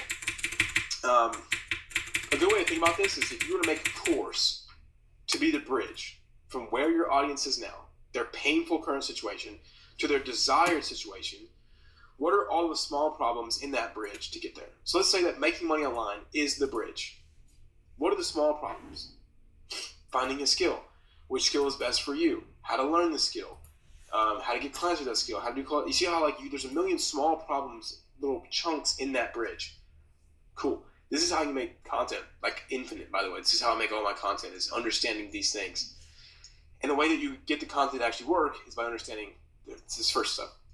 So now, section 4 of this template, we'll go over this in detail later on in some courses, but this is general conditions. So like I said, these are the conditions that appeal to almost all humans. Example is new, easy, safe, big. And so here we just have some stuff here that Andreas has noted and kind of some context of how we can use it. So new, fast, simple, proven, safe, scalable, identity-based, accessible. This really be status-based. Cool, and that is the example conditions deck. This is a freaking powerful frame right here. I'm not kidding. You get this, you're ahead of CMOs. I don't say that lightly. I really don't. How to make 10K a month with micro branding? Bro, this is it. Focus on this. Do it a lot. You're going to make a lot of money. Going back to our module, all right? That is the specific conditions deck template. So, disclaimer, if you feel a bit overwhelmed looking at this deck for the first time, do not worry. You don't have to be perfect. You don't have to have every single category filled out immediately. You might not have any of it. Just get whatever you can, okay? Because filling out this for each audience you write to is an iterative process. So for every single audience you're writing, you must have a conditions deck. And you should have a deck targeted for getting your clients, targeting the people you're selling to, with your services. Then you should have a deck for each client's audience. Now, that sounds a little complicated, but you need to have a deck that will help you with outreach, targeting for who you're targeting with, you selling. Then once you get clients, you need to have a deck for each audience, for each client you have. And start simple. Start very simple. Fill out whatever you can. Add and rearrange as you spend more time studying and writing for that audience. And we'll go over this in detail. But first, let's go over, how do you find these things? How do you find specific conditions? And you should view finding specific conditions like hunting for buried treasure, because they're worth it just as much, if not more. It's crazy, man. It's crazy. One pain point that you find that is potent and scalable across your market can literally give you, lead to millions in sales. Seriously. Bad copywriters hunt for tactics and frameworks. Great copywriters hunt for specific conditions of the audience they're targeting. That is a very expensive, valuable statement right there. So your job is to find as many as possible and then sift them into the most valuable and useful ones. So let's go over how we do that. There's 3 main ways that I've found that we can search for specific conditions of our audience. Sales calls, discovery calls, personal experience, and search-based market research. So here we have this cool little diagram. We have sales calls plus you plus search-based methods. Method 1, sales and discovery calls. This is by far, the most effective way to find potent specific conditions. This is where we're going to get because the whole point is you're trying to figure out not just what your market says, but what does your market actually believe? And what really is their most potent specific conditions? And sales calls are kind of the only real environment where you get deep and things get emotional and things get painful, and you can actually unearth what they're really feeling. They're the best. So ask your client for any sales calls, the recordings they have, or take them for your audience. Obviously, you'll be taking sales calls for yourself, so that's you're always going to be having sales calls for yourself or for your audience, whatever. So just keep that in mind. Very, very powerful. Now, if you don't have a client, we're going to go over this in a second. Also, you don't have to understand a niche perfectly to get a client. General conditions alone will be enough in most cases. So if you're wondering, well, I can't get sales calls without having, or I don't have specific conditions, so I can't get clients, so I can't get sales calls to get more specific conditions. It's not true. You don't have to be a master at this. In fact, if you just get good at general conditions, if you had almost no specific conditions, using our outreach systems, you can get clients. I've seen it happen a bunch of times. But if you want to get good and make a lot of money and scale, you're going to have specific conditions. That's where sales calls come in. So if you have a client, or if you're writing for your own offer, this should be very simple. 1, conduct sales calls, or have your client and sales team take sales calls. Use Fathom or a similar software to record the calls, and it transcribes them automatically. So you'll have these calls, or you can upload them to Loom, and Loom can do transcription. Then what you want to do is on these calls, make sure that you're doing actual sales. You want to dig deep in the discovery of the call. If there is not tension on that sales call, you didn't do it right. It needs to feel uncomfortable. There needs to be emotion. Because if you're getting emotion out of them, you're getting an actual potent latent or specific conditions. So then, you want to grab the transcriptions, as many calls as you can, with your dream audience. If they hop on a sales call with someone who turns out they weren't really in the person you're targeting, don't use that one, okay? This is for like the perfect person you're trying to target, these dream clients. So like if I hop on a sales call, which happens sometimes with like a 50-year-old woman who wants to write blog posts, that's how she found copywriting. I'm not going to use that as specific conditions, because she didn't fill onto the audience that I'm targeting. So she somehow found this some other way. Use for your dream clients, okay? So grab as many transcriptions as possible, read over those discovery questions, those pain points, and look for words, look for the answers that are so nice, powerful, and add those to your conditions deck. Guys, this is how you do it, literally, okay? Like, this is every single step. And as you do with everything, iteration is key. We're going to talk about how to iterate in a second. The more calls you take, the more you review and search, the better understanding you'll get in the audience. The better understanding you have the audience, the more calls you'll book, giving you even more understanding. It's exponential. Method 2, personal experience. So a great practice for you who are just getting started, or those of you looking to kind of finally hone in on your long-term niche that you're going to work with for years, is to work with an audience that you're in or you used to be a part of.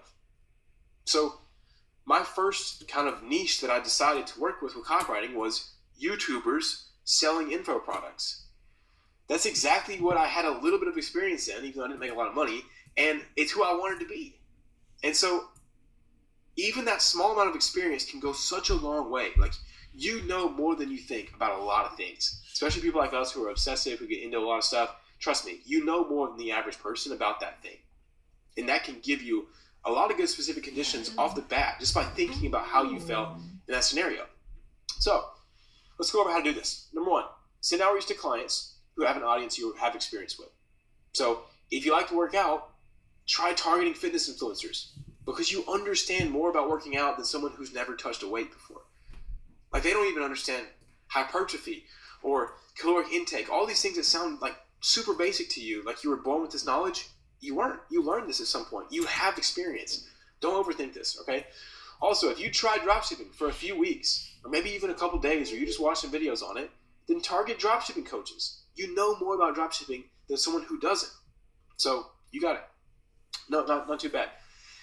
Number 2, think back to how you felt as someone in that audience. This takes some practice. You want to practice visualizing the situation, the emotions, the things that you were, like everything you felt, the problems you had. Think back to it. Use those prompts from the conditions deck to help you fill this out.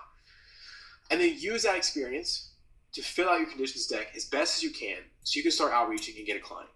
So once again, you're not going to perfect your conditions deck by just going through your personal experience, because what you might be part of the audience that is not so scalable. Like the things that you had struggled with or you wanted, turns out not everyone wanted that. In fact, very little people did. And so personal experience is not perfect, but it's a great way to start. This is more than enough to get you your first client, so you can start using the other methods. So if you're struggling to find a niche that you used to have experience in, or you do have experience in, so nice, then just pick something you want to learn about and start learning. It's that simple, guys. If you're overthinking it, just know that you're shooting yourself in the foot. There's nothing else you can do besides doing. There's nothing left. That's a good quote. There's nothing left to do but to do. It's fire. And there's nothing left for you to do but to do. Ah, that's good. I should write that down. Probably won't though. I'll forget it by the end of this. So don't overthink. Take action.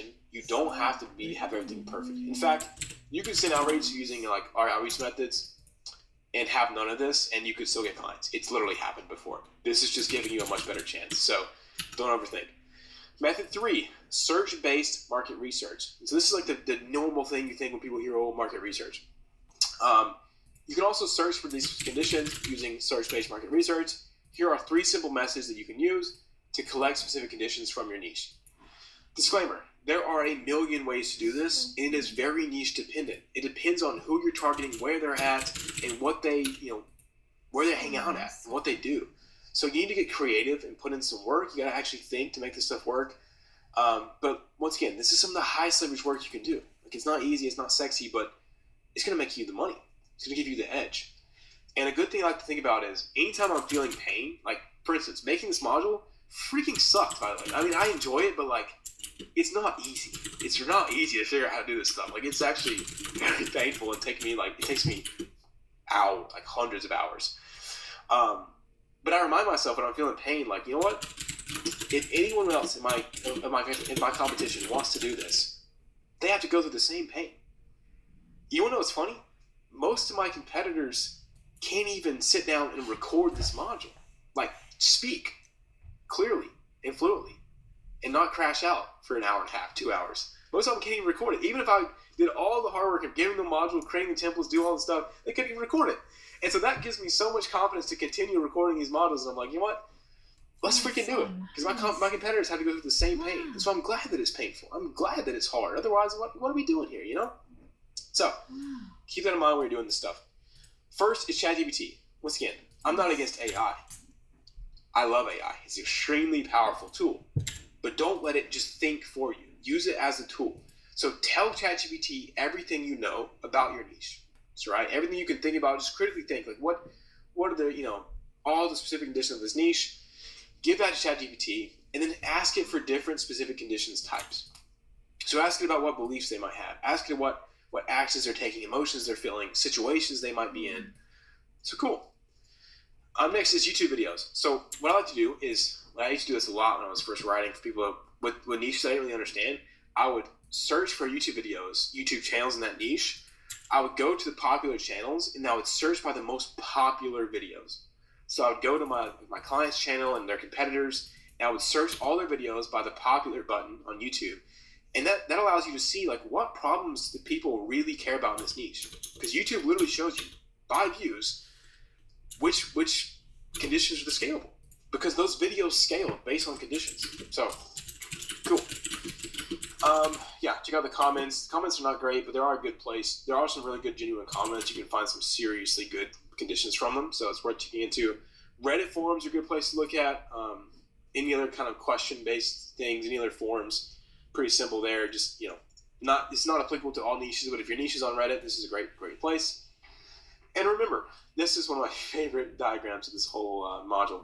Quality over quantity. Your goal is to find conditions that are potent and scale across your audience.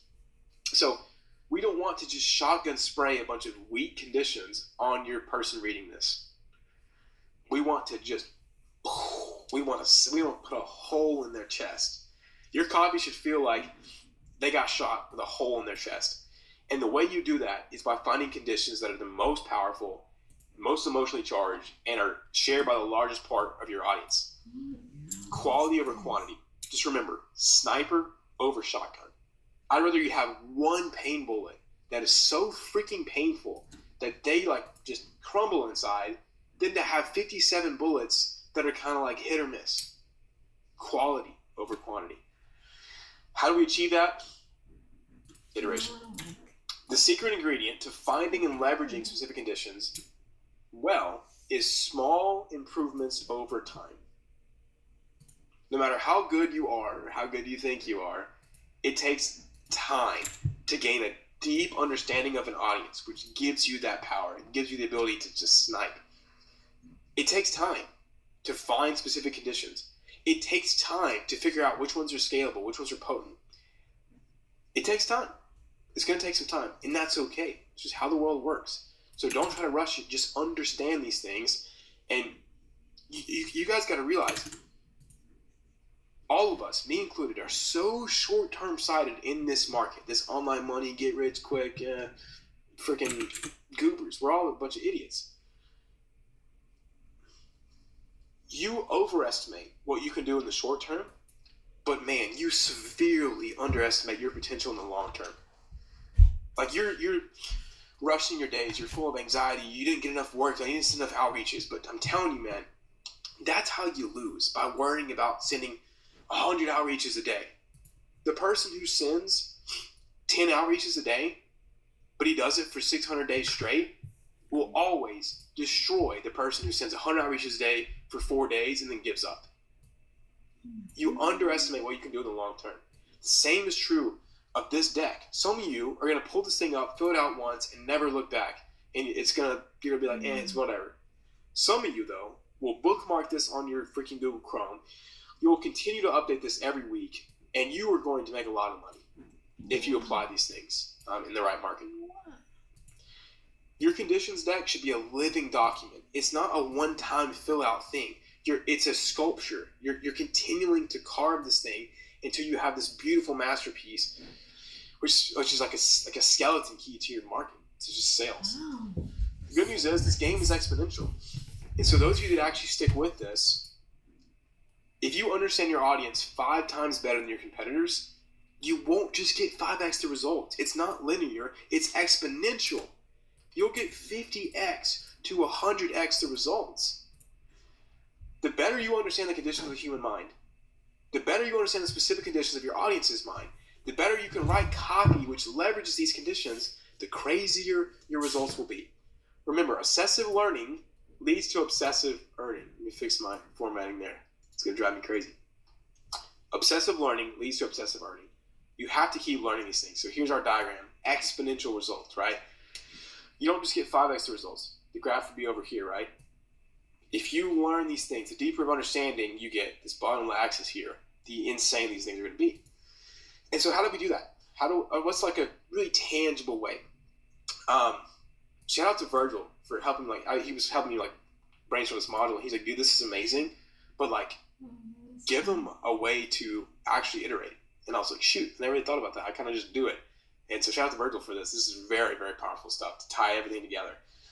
So to give you as much clarity as possible, I'm going to give you a simple iteration roadmap that you can follow to ensure you're leveraging these specific conditions effectively throughout your entire journey. So phase 1 is getting your first client. So if you guys don't have any clients, you're just getting started, this is where you're going to start. It's going to be mainly based off of personal experience and search-based. You don't have any sales calls yet.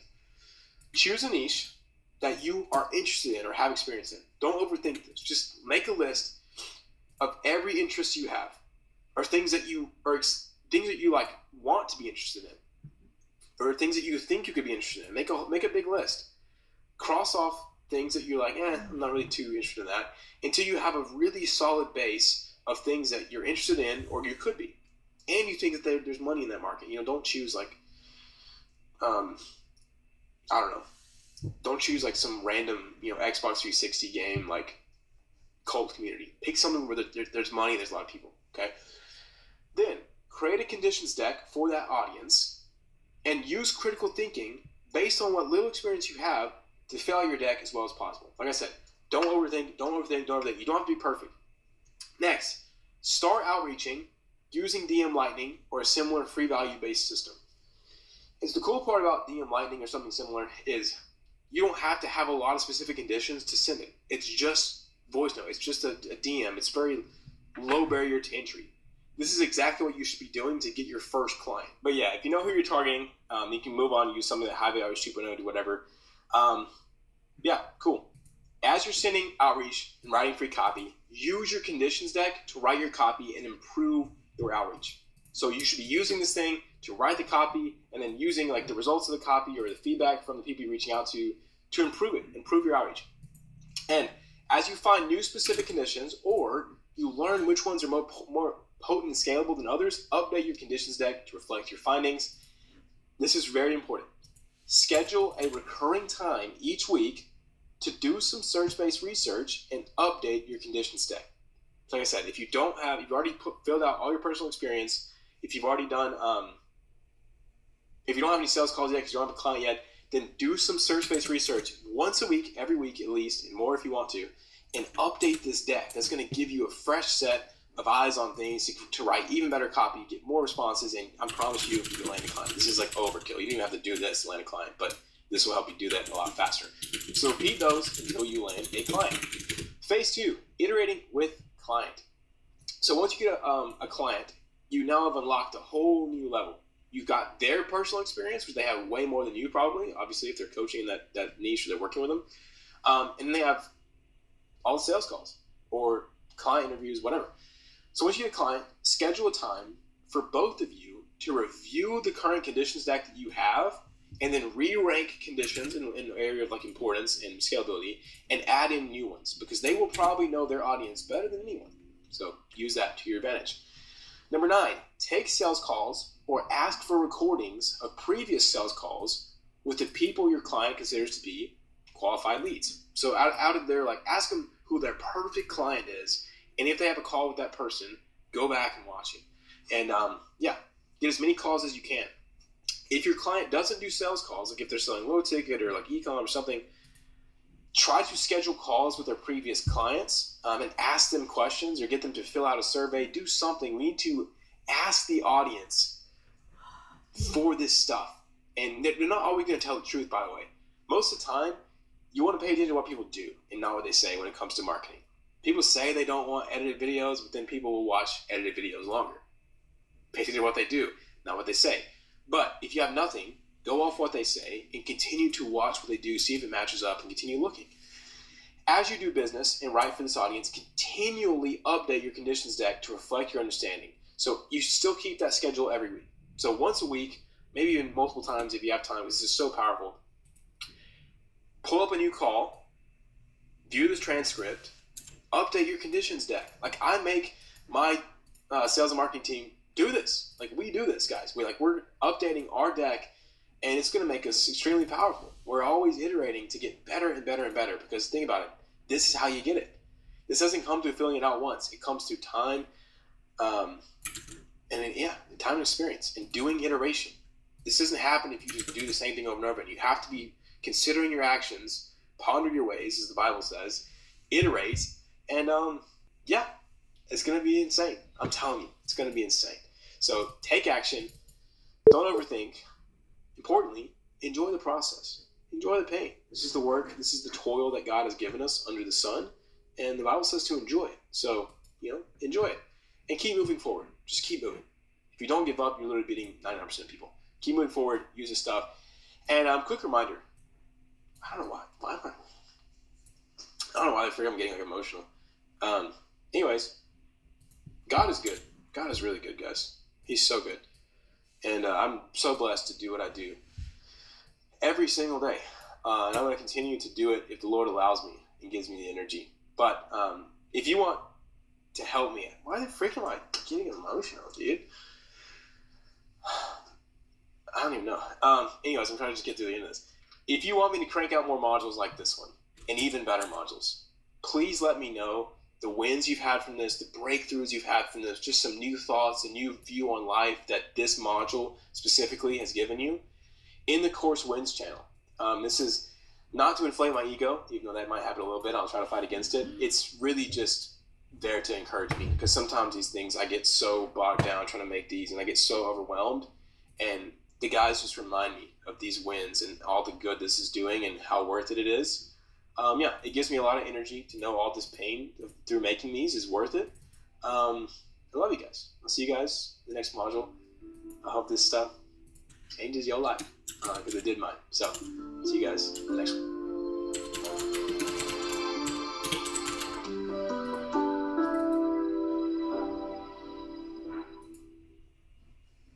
Hello again, my friend, and welcome to module number 2 of the Copywriting 101 program. This is called Text and Subtext. Now, in this module, we're going to cover the difference between text and subtext and how you can manipulate both to influence readers to take action and give you and your clients money. Now, disclaimer, before we jump in, I highly recommend watching every previous module before this module. So anything before this, probably specific conditions, go and watch this module because we're going to be building on the concepts we learned there. And like we've talked about before, web learning is essential. You can't just go through this whole program once, because in order to understand the things before this module, you must have this module's understanding. And so you have to learn it all together, meaning you should go through everything multiple times to fully grasp the picture and how you can use this to make some money. So if you don't understand these concepts in depth, applying these new ones will be very hard, if not impossible. With that out the way, let us dive in. Welcome to Text and Subtext. Starting off with the language. You see, copywriting is a language. The language of emotion. The language of sales. This is a quote from Kyle Milligan in his book, Take Their Money. Highly recommend that book. This is a well-respected and successful copywriter. Kyle Milligan explains in his book, Take Their Money, that copywriting is best viewed as an entirely different language. And this language called copywriting exists to speak to the reader's emotions. The reason why most people find the skill of copywriting difficult to master is we all thought, right, that we could learn a couple frameworks, learn PAS, learn ADA, figure out a couple trigger words to use, and then just make a bunch of money and make millions. Like, we all thought that. But when you view copywriting as a language, it makes complete sense. Those little tactics and frameworks and watching a little 10-minute video on YouTube will never make you a skilled copywriter. Just like memorizing a few Spanish words to order at a Mexican restaurant does not make you a fluent Spanish speaker. That's the whole idea here, is if you stop seeing copywriting as a bag of tricks and see it instead as a deep language that once you learn, you can speak fluently to create money, that's when you start getting things clicking and things start working. So in this module, what I want to do is we're going to break down the fundamentals of this language we call copywriting, and then go over a very simple way that you can learn to speak this language fluently as fast as possible. The reason why I was able to make so much money with copywriting so quickly is because I adopted this mindset very early on. I learned how to learn the language, and while everybody else was searching for tactics and scrambling for the new whatever outreach method, I was just learning the language. That's exactly what I want to show you guys in depth today. And obviously, shout out to Kyle Milligan. He was the one who showed me these concepts. I'm sure someone showed them to him, but he's the one who showed them to me, so huge credit to him. And we're going to take what he taught in his book and crack it open and dive even deeper and give a lot of examples. Let's do it. I'm excited. This stuff is powerful, so let's get into it. Subtext.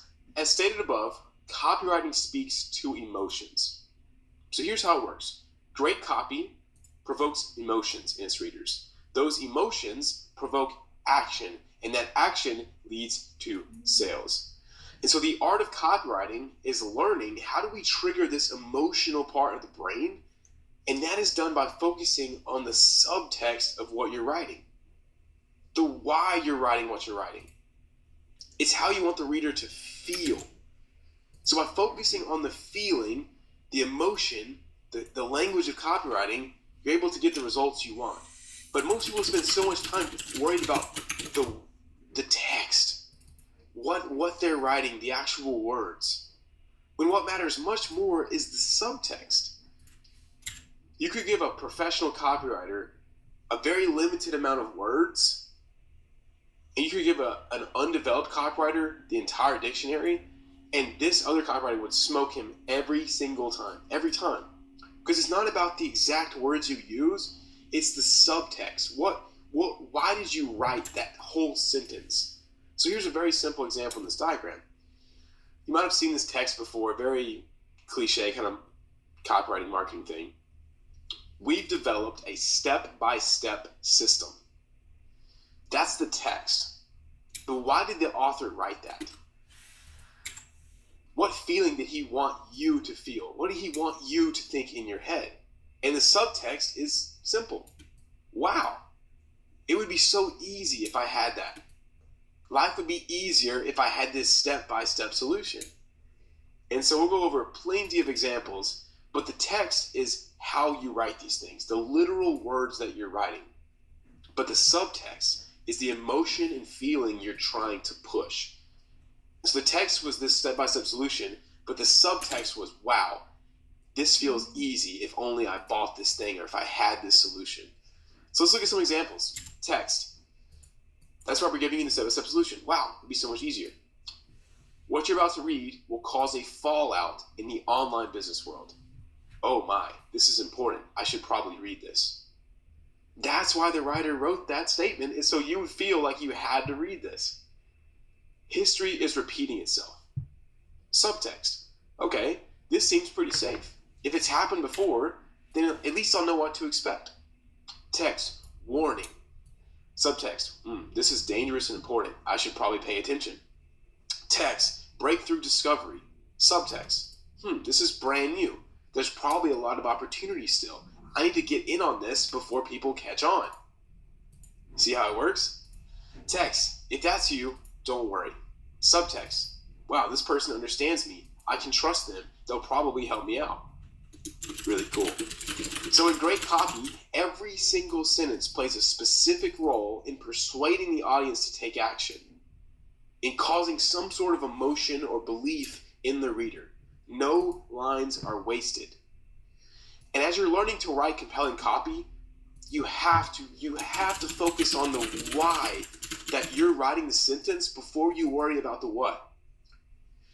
Under no circumstance can you write something and it be great copy without it just being complete luck if you don't understand why you're having to write this line. What is the purpose of this line? Is it to make them feel safe?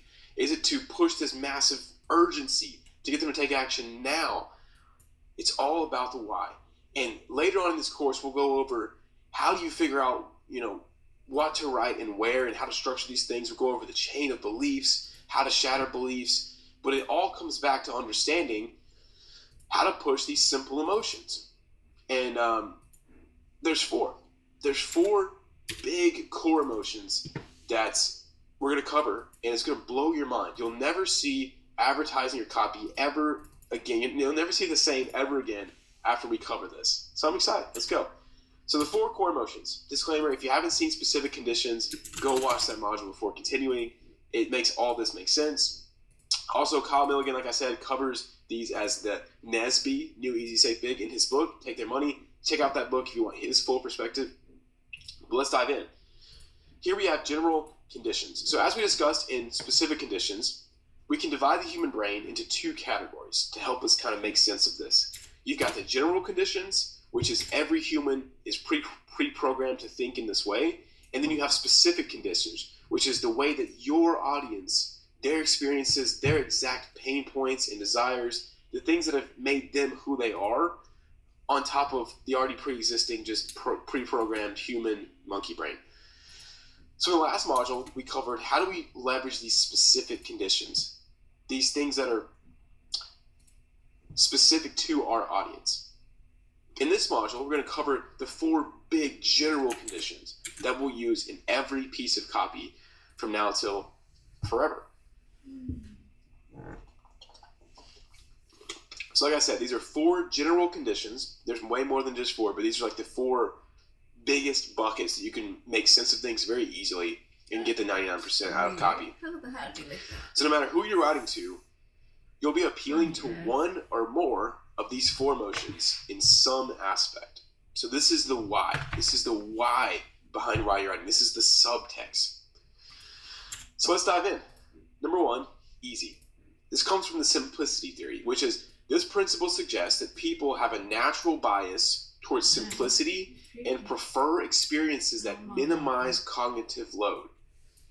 So if we have a limited amount of calories and energy, and our brain uses a lot of energy, it's an energy hog, we don't want to think very hard because we don't want to waste energy. We want to conserve as much energy as possible. Therefore, our brains are programmed to take the easier route. It wants the easy stuff. So the translation here, in layman's terms, is we want stuff to be easy. Given the same outcome, we'll always take the easier route. So in your copy, you want the action you're persuading them to take to be as easy as possible. It must seem so easy. So let's dive deeper. How do you actually produce this emotion? Let's look at a few ways. And what I want you to understand is most statements you're going to find here will hit multiple of these at once. So it's not like you're just only doing one at a time. You'll probably hit multiple of these, but this is all the easy emotion. So, number one, you can decrease the time investment. So an example, in just a few minutes, the 6-minute six-pack, 2-hour rider, you can earn $400 a day starting next Monday, starting soon. This 20-second trick allows you to, boom, 20 seconds. All this by clicking a few buttons for 15 minutes a day. So we're showing them how we're decreasing the perceived time investment they have, making it seem easier. Next is decreasing the effort investment, so work. So like we went over here, all of this by clicking a few buttons for 15 minutes a day. So by clicking a few buttons, it makes it seem very easy. You can get this result without work they hate. So anytime you see a without statement, it's usually playing on work. It's going to be less effort. Without these things, without making 400 videos, without anything you plug in the blank there, without working out 7 days a week, it's decreasing the effort investment, making it seem easier. Once again, step by step. This takes a little bit of the intelligence and time and work. So this one kind of hits a lot of these, but step by step is a huge one for easy because it makes it seem like, okay, they've already done the hard thinking for me. They've done the work for me. It's going to take me less time. So, cool. All you have to do is blank, insert simple action. Number C, letter C, decreasing the intelligence required. So, smarts. You don't have to be a financial expert. High school dropouts are taking advantage of this to make $333 a day. Simple. Super easy. Making it seem like anyone can do it. You don't have to be a rocket scientist. Cool. Decreasing the resources required. So we went over time, work, smarts, and now with less money. So with only $100, all you need is $1 a day. You don't have to have millions in the bank, making it seem easier because they don't need as much money. And the last one, decreasing the chance required. This one's a little bit kind of niche, but I think it's really cool. And basically you're pushing the anybody emotion. So saying that anyone can do this, regardless of where you came from, your genetics, or how your bad luck, anyone can do it. So you don't need NFL genetics. People who look like the opposite of Tom Cruise are landing hot dates weekly.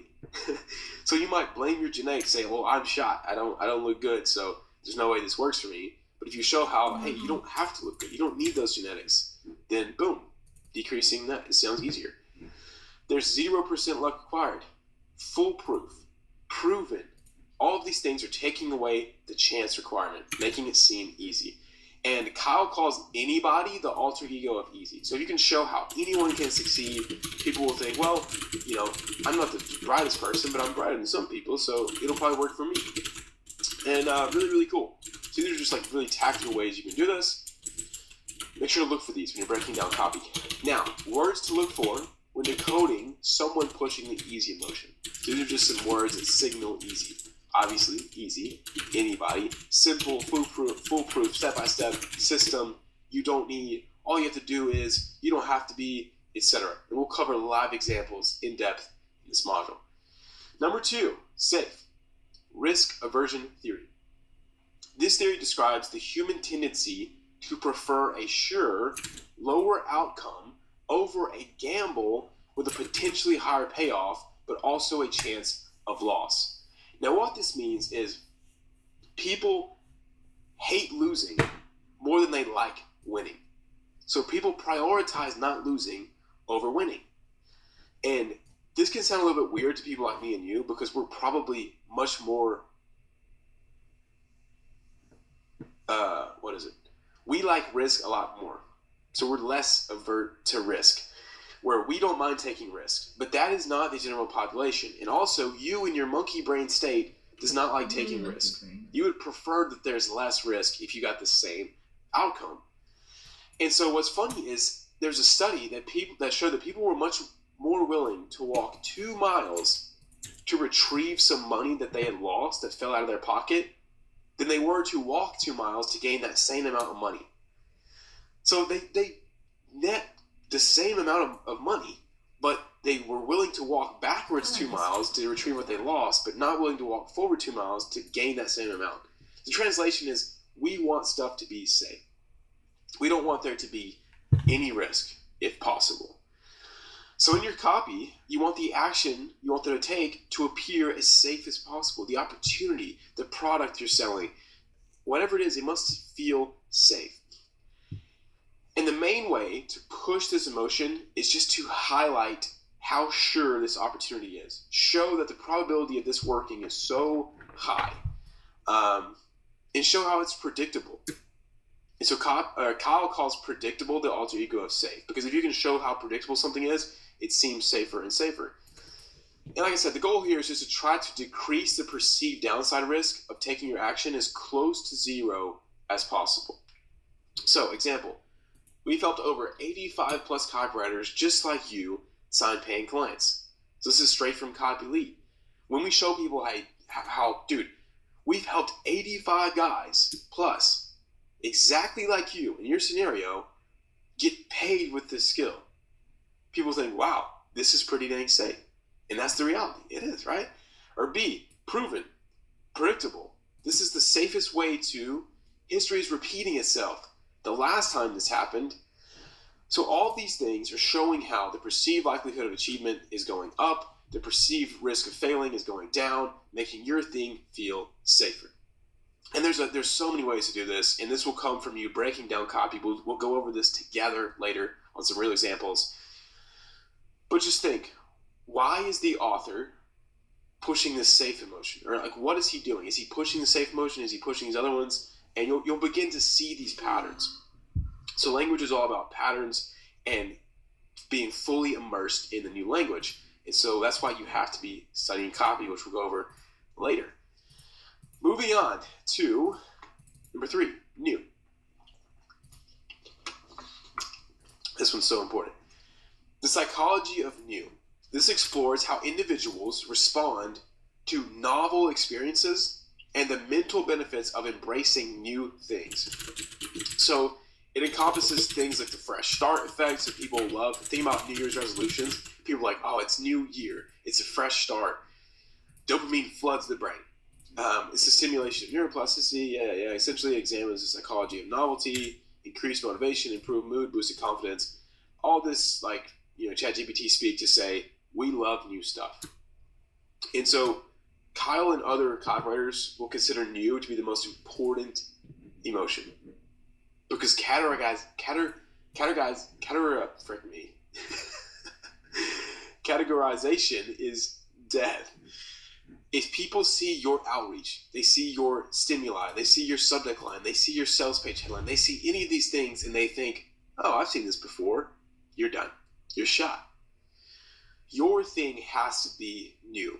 Because as we looked at above, science shows that anything there's something new, it inspires hope. It floods this dopamine in your brain saying, hey, this time it might work. This thing is brand new. We've never seen it before. Your brain wants to pay attention because it's a new thing. It can't be categorized. There we go. I nailed it that time. And this is important because people want new, not an improvement offer. People don't want better. They want something new.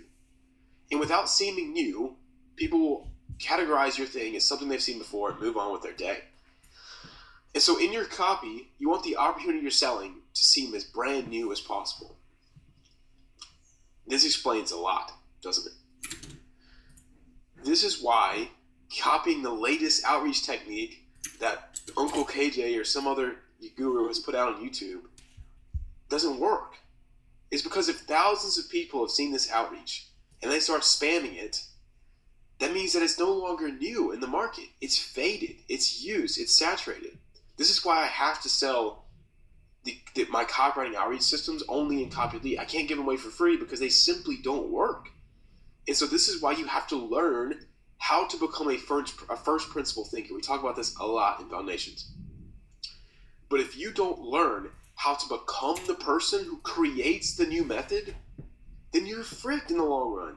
Because you're always going to be dependent on someone like me who does think in first principles to create these methods for you.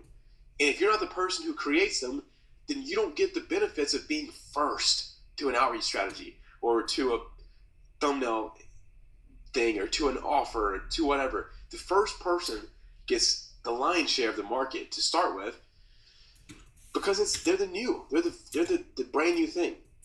So think about this with think about a simple way in like the main consumer world. Think about the iPod. The iPod was not an MP3 player. It was something brand new. Yes, it played music, but people didn't see it as an MP3 player. They saw it as the iPod. It's a whole new thing. And that inspires so much dopamine and buyers. So anytime you see these words, you can kind of think of new. Obviously, new, breakthrough, discovery, one of a kind, disruptive, game-changing, revealed. These all create the new emotion. And there's so many ways to do this, largely through creating your own things, which is what we're going to talk about right now. And the goal with this new emotion is to create this epiphany in your that gives them that feeling of new and creates hope. That's the whole idea. And we'll talk about this in depth and belief shifting and how all this happens and how you actually do this, section by section. But the whole idea is if you can create this new thing that makes sense to them and is believable, you create all this hope, you set yourself apart from the market, and they have to buy from you. And you have the emotion there that's already been brought up to stimulate that action. And so let's look at some examples. What I recommend is learning how to create concepts that are new to your audience. And so we'll go over some macro opportunities and then some micro opportunities. So macro opportunity is probably the easiest one to spot. This is the big problem or the method that you're selling. So for instance, this is not your product. This is the method, the problem that your product solves. So for example, advertising might be played out. It might seem like a boomer word to guys our age, but copywriting didn't. Copywriting sounded new. We never heard of it before, and it was exciting. And look, now we're all here learning this new thing called copywriting. But to people who copywriting has been around forever, it's already played out. They failed with it in the past. They have negative emotions with it because they were sold something that didn't work with copywriting. And that's when I created the new opportunity called digital persuasion. And I sold $90,000 worth of this low-ticket product at scale by creating this brand new word called digital persuasion. I didn't stick with it because I think it's sort of corny. And also, no one knows what copywriting is. The market is not saturated at all. But to the small audience that I had back then, copywriting was pretty saturated. And when I launched this brand new thing, it worked. Or how about copywriting versus ghostwriting? This was something that, what is this guy's name? I never remember his name. But he's a Twitter guy, and he pretty much packaged copywriting as this new thing called ghostwriting and made a lot of money doing it. Or how about the Iman example? Marketing agency sounded kind of boomerish, kind of boring. So he created SMMA, social media marketing agency. It sounds new. It's something completely different, even though it's really the same thing. Or how about this one? This one is pretty good with our generation of online info, meaning like this 6 month to 12-month gap of people who came into space this one certain time. Anyways, consulting / agency versus growth operating. It's the same freaking thing. You're consulting someone or you're doing something for them to grow their business. It's consulting an agency. But it's brand new, right? It's growth operating. It's completely different. It inspires hope. And it works like crazy. Or how about the classic ClickFunnels example from Russell Brunson? You got websites versus funnels. All a funnel is a website. It's a simpler version of a website. It's very, very simple. But he rebranded it completely. And there's a cult following of people like us who build funnels all because this dude created this one word. I want you to know, the world did not spawn in with the concept funnels. Russell Brunson made it up. It's not like a thing that's in the Bible. It's literally a brand new concept. It's just a website. But earlier, in 2000, the website was a new opportunity. No one had heard of website. And so, as I'll say a million times, what sounds new and believable to your audience depends on their specific conditions, 100%. SMMA could be a completely dead horse that's been beat to death, or it could be a brand new opportunity, depending on who you're talking to. It all depends on your audience. So, going over the new micro opportunities. And so this is a really cool way to do things, cool way to sell, especially in this like organic day and age where chances are you're talking to your audience a lot before they end up buying your stuff. Instead of it just being one sales letter, you have a lot of time. You can create these new micro opportunities. So in my organic branding, in my YouTube videos, I talk about systems over cold DMs. So cold DMs sounds painful. It sounds like you've tried it before and it didn't work. There's a lot of pain that you probably have with cold DMs. But when I talk about creating outreach systems, it sounds new. You're like, what? I can create a system, a factory to give me clients. It sounds new, even though it's very simple. It's right. It's nothing crazy. But all you need is that little bit of hope, and it just breathes life into your sales message. Or how about this? Cold DMs. Everyone was talking about slinging cold DMs versus high value outreach. I created this out of thin air. Like, it sounds like it came from the beginning of time because we'll talk about in a second how to make these things sound good. But it's a new micro opportunity. So high value outreach is a micro opportunity that I teach in Copy Elite, clearly. Also, the hyper learning cycle. It's a new micro opportunity that I've taught, and you'll learn in this exact module. When I first came on the copywriting scene, everyone was preaching emails. All you gotta do is write some emails. And so all the guys who had been through all these courses, they'd all tried emails and they failed. And so what I taught is, hey, the real money is in sales pages. And all of a sudden everybody was like, yo, I gotta learn sales pages. They felt hope. They wanted to do copywriting again. So inside the big opportunity of copywriting, I was teaching this new micro opportunity called sales pages. And a lot of you guys were reignited with hope, went out, made some money. And so you must understand that you will not know what is new and what's believable without understanding the specific conditions. There's a reason why I put this course in the order that it is. You can't do this well without understanding specific conditions. Because if I didn't know the copywriting market, I would have no clue that emails were played out and people didn't want to learn them much anymore. I would not have known that sales pages were new and people weren't doing them. It's all about understanding your audience.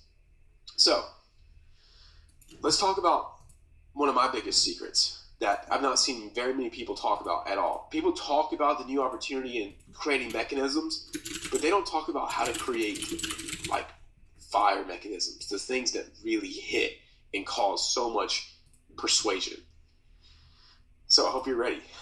The key to creating new opportunities, new mechanisms, new methods that sound unique and exciting is they have to also appeal to the logical part of their brain.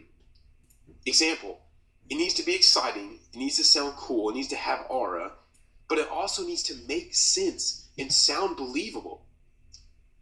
And this takes some time to get good at. But the main thing is don't be corny or weird. Okay, I think I'm gonna end this here. Okay, guys, I'm gonna end this here. So let's see. Actually, how many we got here?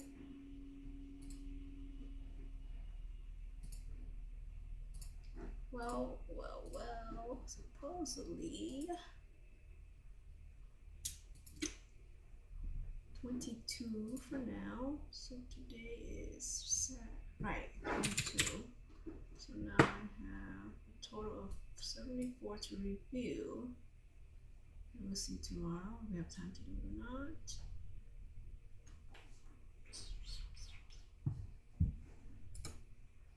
It needs to have some aura to it. And this takes practice. I can't just immediately teach you guys how to do that. It just takes some time and some thought. But let's look at some examples. Once again, high value outreach.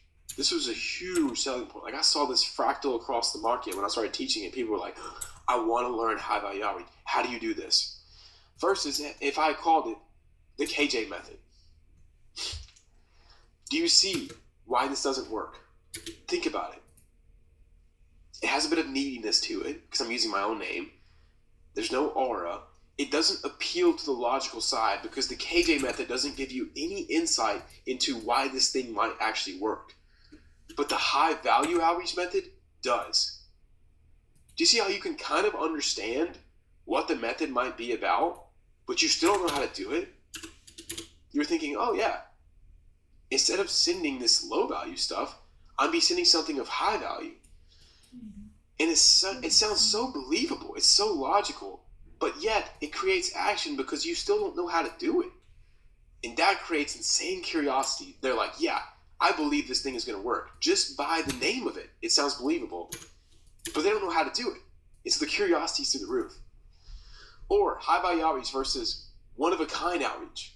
Notice how like weird this sounds and kind of just lame, like loserish. Or the hyper learning cycle versus the turbo info method. It's subtle. And the hyper learning cycle could seem a little bit corny, honestly, but it's proven. It works. People love the idea. So it's all about just, it takes some time. It takes some time. You have to develop a bit of taste. And it comes from studying what works.